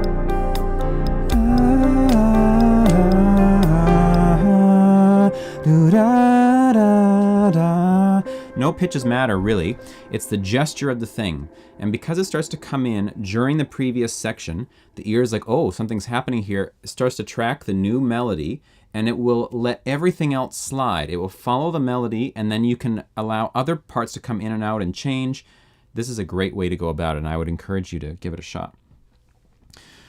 So how to type that, the DAW. You get to spend your imagination in bars, loops, repetition, pen and paper is much faster. Yeah, absolutely. So any way to become more gestural, I find, that's the word I have for it, in your music, the better. I often start beats from beatboxing. If you can't beatbox, I would really consider learning how to do it in a basic sense, just all that kind of stuff, because man, you can just get so much so quickly because the mind can move so fast musically. But to go program that stuff, man, I can lose all the inspiration and whatever. So I'm either thinking melodically about a section, like I just described, or I might think rhythmically about a section. Coming out of a part, I just start beatboxing. And then I will record that beatbox into the DAW and use it as a kind of template or scaffolding that you can then build around. I did this on a stream a while ago when I started streaming. I was making a house track. So in the first stream of my house music thing, you'll see that happen. I have a beatbox that I then fleshed out into a whole thing. It doesn't make sense to do in this genre of music, but you get the idea. Either learn to write music or be good at an instrument. Yeah, totally. I don't write much music at all. Of course, I can do that. That's part of being a music teacher, I guess. You have to do that. But most of the time, it stays in my ear and my mind. And but my teacher, one of my teachers, would not agree with that at all. He writes out everything, and he's like a god, musical god. So who am I to say anything? Okay, so anyway, here's my idea for this section. So much movement. We're going to swell it.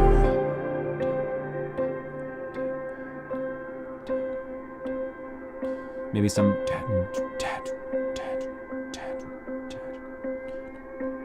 and then some chords are going to come in here, and it's going to take us to a new world.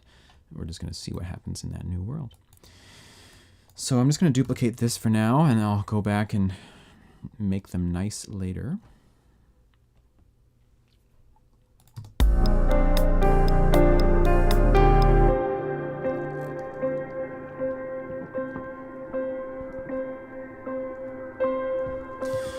At this point, I also have the opportunity, because we're hitting just these quarter notes, I have the opportunity to change the feel, the rhythmic feel, from the triplet feel back to a straight feel, or many other things could happen there. I don't really know what's best, but we will maybe use strings. Just, what even is this? I see, it's just a very slow, quiet thing. So let's see, maybe we just use a pad, and I'm going to get a pad from something I've made in Serum, and then maybe tweak it a little bit.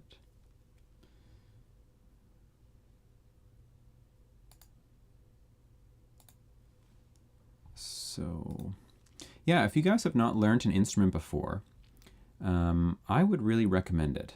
Like, you don't have to be amazing, but it does something to you to play, to have music physically in your body as you're touching and having to play on beat, rhythmically, coming up with ideas this way. It's much different than working purely mentally in a DAW.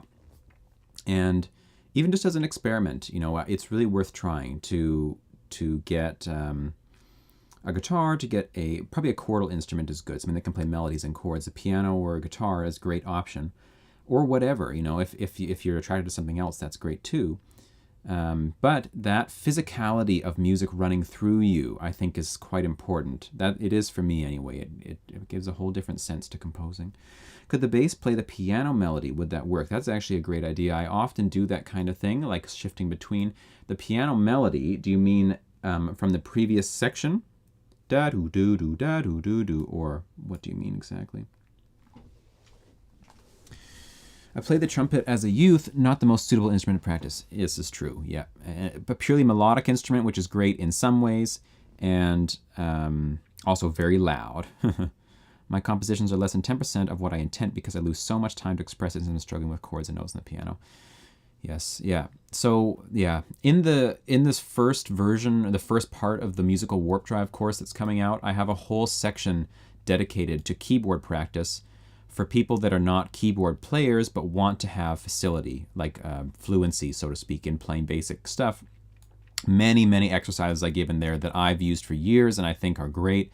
I'm happy to talk about them here as well. It doesn't matter to me. I just want you guys to be able to do it. So they call it, like my teacher would call that composer's piano, meaning you're not going to go perform for someone. I'm not really going to go perform for someone. I do play enough piano that I probably could, but I'm not like a concert pianist, that's for sure. But you want to have a level of fluency where it doesn't take you 5 minutes to work out how to play a chord. You can just grab them, right? Because the faster you can grab things, the faster you can compose, try ideas. That's what makes composing music on the computer frustrating sometimes, is the speed at which you can get ideas out can be so limited. So anything that helps that become faster, I think, is a great thing. And learning to play basic keyboard is great. Jerry Hay is my arranger god. Who's Jerry Hay? I don't know that name, but I would love to know. And just so everyone knows, I know this comes up occasionally, we have, I think with the stream, sometimes you can end up not being live, like if you've paused it or for whatever reason. So sometimes if you refresh the page or, I don't know, push the live button, I don't even know what it is, it will bring you up to speed. I don't know if anyone's at that state right now, but I thought I'd mention it because it does happen to people pretty often. Surprised I don't know the guy. Yeah, let me just write his name down as well, and I'll put it over here for me to check out. American trumpeter. No, I don't know. But yeah, I'm stoked. I'm trying to learn the keyboard. My first song I'm trying to learn is Moonlight Sonata Part 3. I've had a few friends that learn Moonlight Sonata as their first piece, which is great. So especially if you can like comprehend what you're doing a little bit too. Like learning a piece just by rote memory, just playing it memorized, is great for your finger facility, But also, if you don't know what you're doing, in terms of like you don't know the chords you're playing or whatever, it is also hard to translate that skill into actual composing skill because, yeah, when you're doing that, of course, you have to know what you're doing to a certain extent. Not that everyone does. A lot of people don't know what they're doing and make amazing music, and that's awesome. I promised myself my next life I'm going to really learn playing keyboards, piano, and drums, but it would still be nice if I could learn some in this life. Hey, man, that's for sure. I really encourage it. At least give it a shot for a little while. He worked with all the big names, 70s, 80s, and 90s. Okay, great. The first movement is easy. The 3 is possible after some 20 years. Yeah, no kidding. It's pretty wild. Okay, so we've got the serum here, and we'll just load up a pad from, I don't know, the Psytrance collection.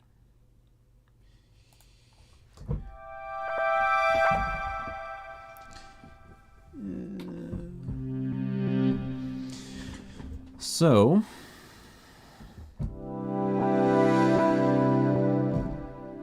I might take the rhythm off of this.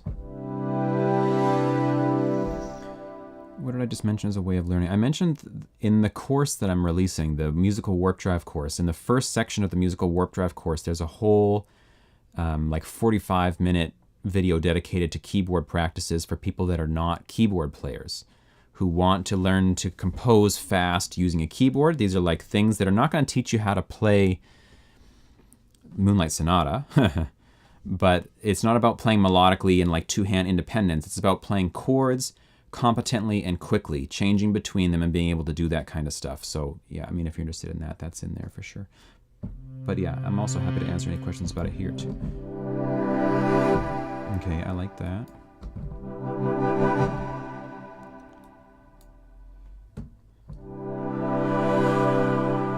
Yeah, so the first section of the course is dealing with fundamentals, right? It's all the fundamentals of music theory, about understanding chords and scales and modes, but really understanding them, like deeply, not just like on the surface. Here's how you play the thing, you know. That's not good for me, you know.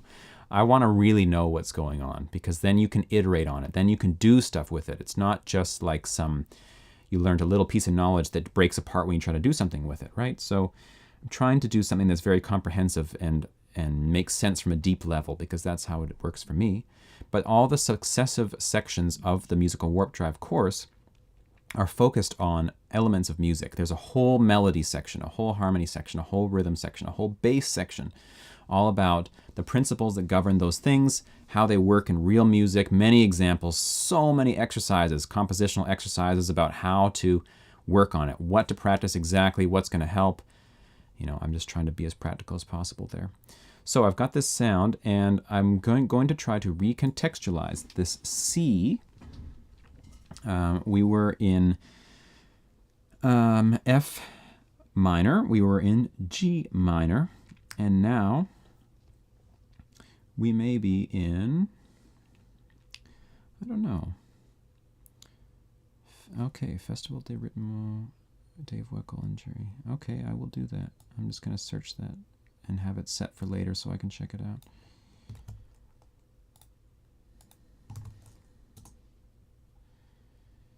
Thank you, Shamkar. Okay, so chords. So the idea is we're hearing a C, and virtually we're probably still sounding an F in the back of our mind, but we're gonna now like reveal to the listener that it's actually not what we thought it was. So we could be so many places to go. I don't really know what would be a nice one. So until what time? I'm actually going to be stopping streaming in about 10 or 15 minutes because I have a few things left to do on the course front that require my attention before I have to go for a dinner tonight, a family dinner tonight later on. So yeah, just 10 or 15 minutes more. Music theory is actually, musically, practically, and actually, it's as important as grammar. I think so, anyway. I mean, a lot of people can get away a whole lifetime with never learning theory, and that's great. I love that, actually. It's not my way, both because I'm not that musically gifted, and also that I love to understand how things work scientifically in all areas of life, too, not just in music. So I love that part of it. Okay, so we've got a C. And then we could think maybe D minor could be one way to go.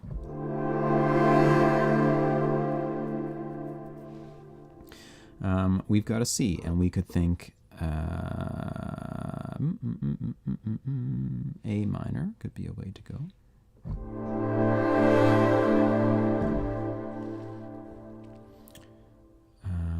We could think F.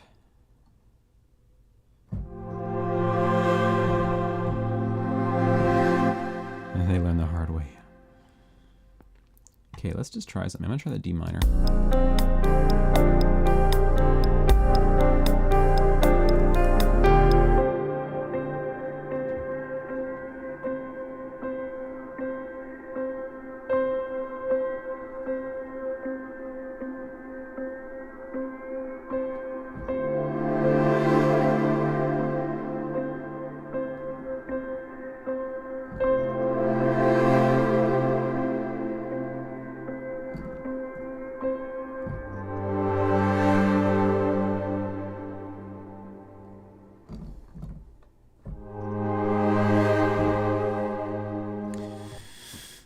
That's kind of nice, hey? That D minor.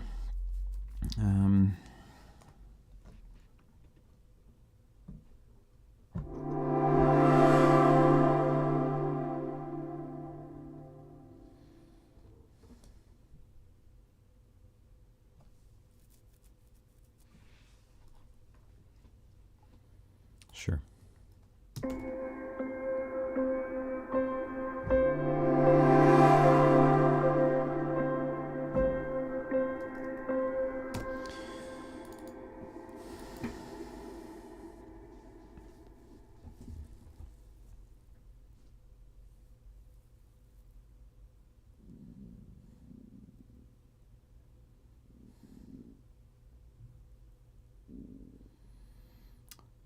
Yeah, I'm just considering different sounds, trying to hear what I want to come after this.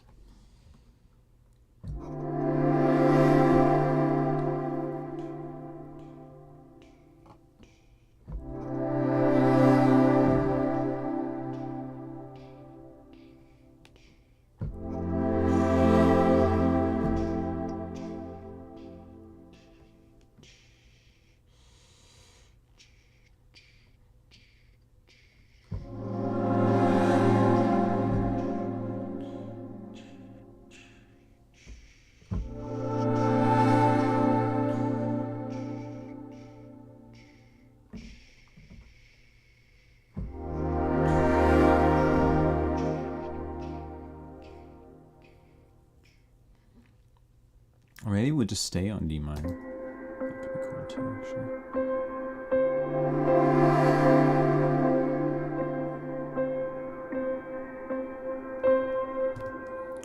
Maybe not.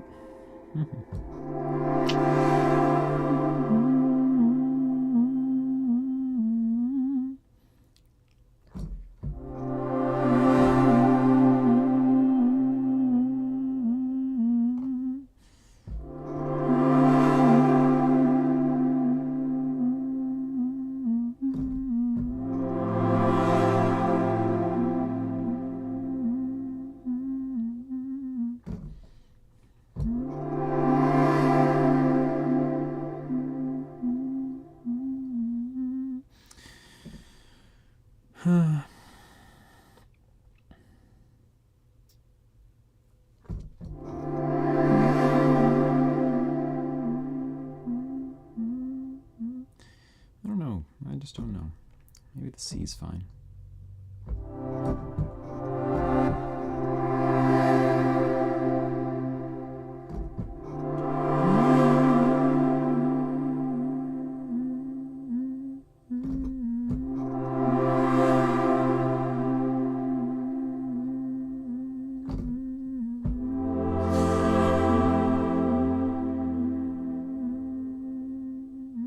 Yeah, I like that. It's nice. Okay, let's try it.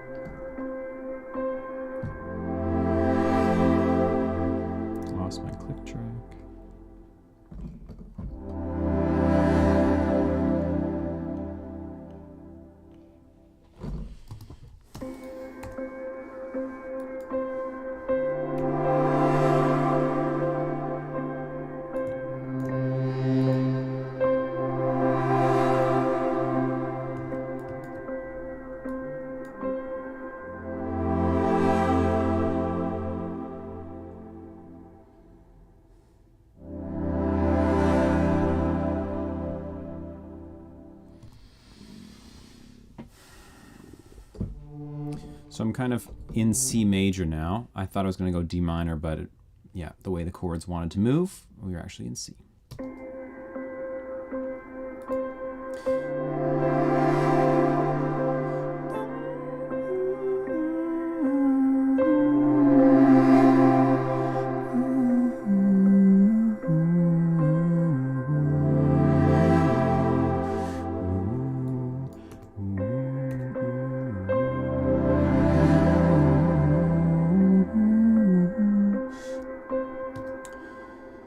Yeah. Okay. What's it sound like coming in? Let's get some context from back where? Here?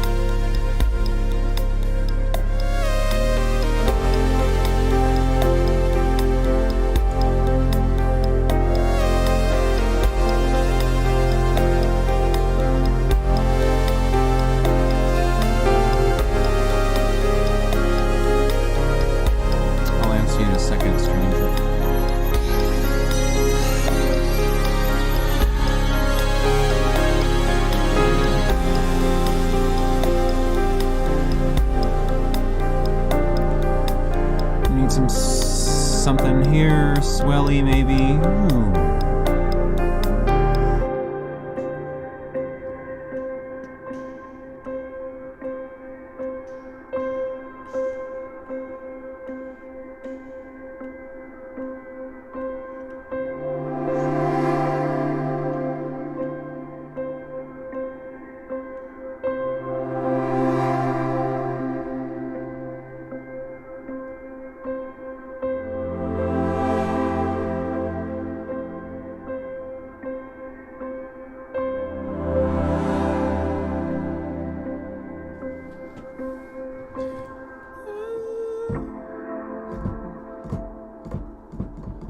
A chord there we need to play.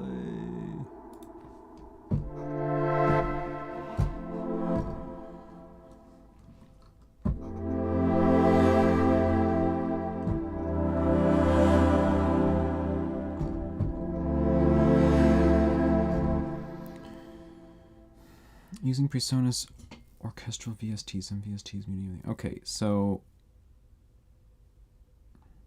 there's several things that could be happening. One, make sure that the MIDI track is actually still assigned to the instrument, right? So here I have a little keyboard icon. Is it actually going to the correct place? That sometimes gets changed. If that's going to the correct place, make sure you will play the MIDI part, open the instrument. Is any sound being generated inside the instrument? Is the instrument even receiving the MIDI anymore?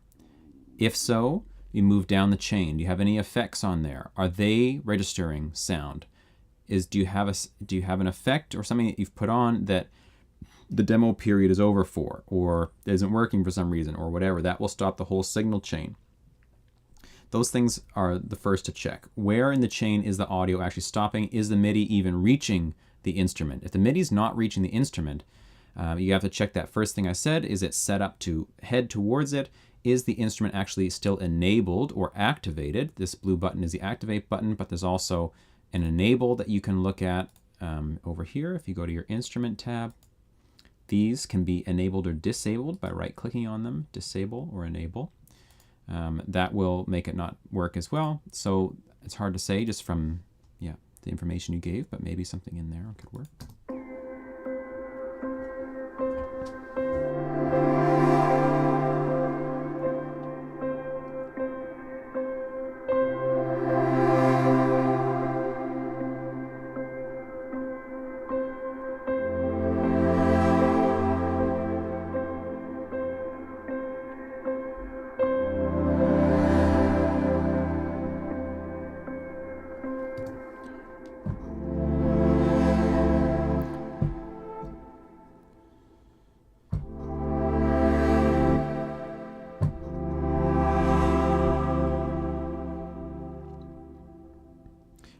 Does it. It's interesting.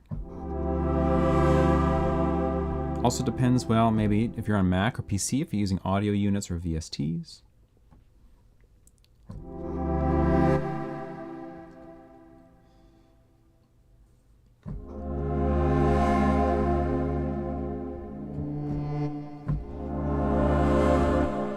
It's a bit too dark, eh?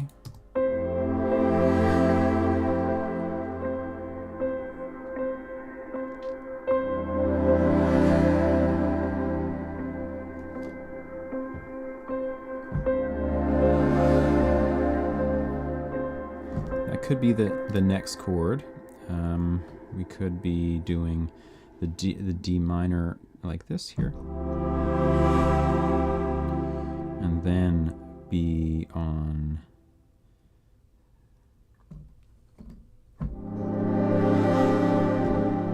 let's try those.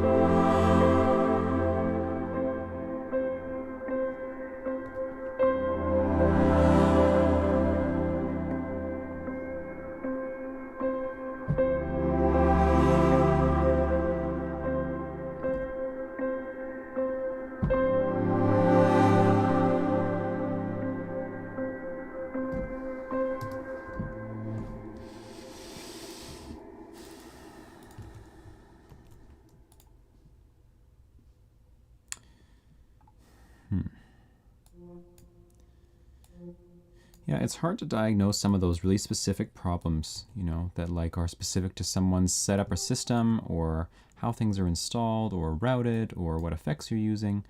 Man, let me tell you, I've had so many problems like that over the years, as you can imagine. This stuff just doesn't work, and it seems like no one online has the same problem, and it's impossible to reproduce, and I don't know, it's kind of annoying.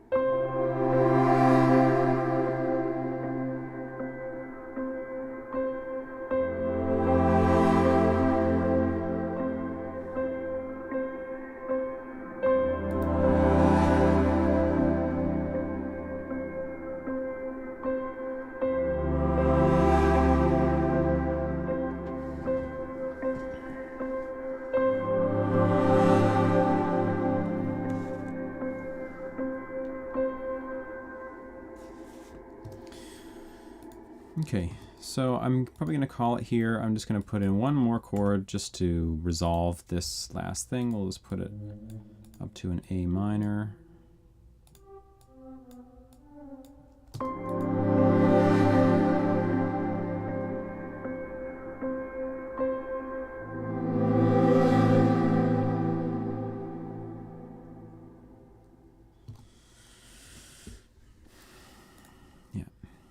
And then something will happen.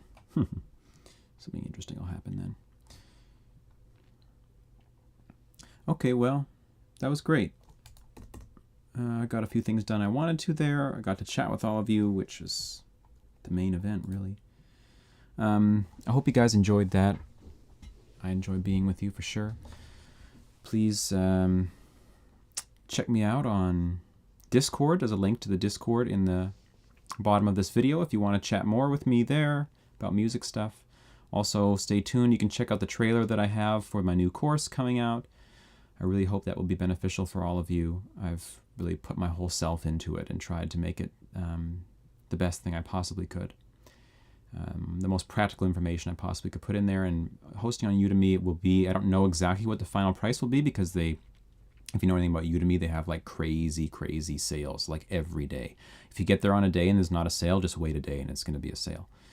So yeah, it'll be for sure affordable for everybody, and I'll be happy to answer your questions about that. And yeah, so hopefully in a couple days that will be ready to go. I'll make a post or a video about that. I'll have like a special code that you can use to whatever, all this stuff. If you haven't, you could consider liking the video. That's always helpful for me, or subscribing, or whatever, all the YouTube stuff that people do. But yeah, I hope you all have a good rest of your day or night. I guess for all of you, it's night basically. It's been wonderful to be with you as always.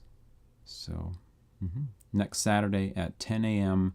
Pacific time, I will be here again. I will try to post about it earlier. I always forget, and I post about it on the day of, but I'll try to post about it the day before. So thank you all. I appreciate your support. I appreciate your comments and your suggestions on everything I'm doing, and showing up and spending time with me. It means a lot to me. So yeah, great. See you all very soon.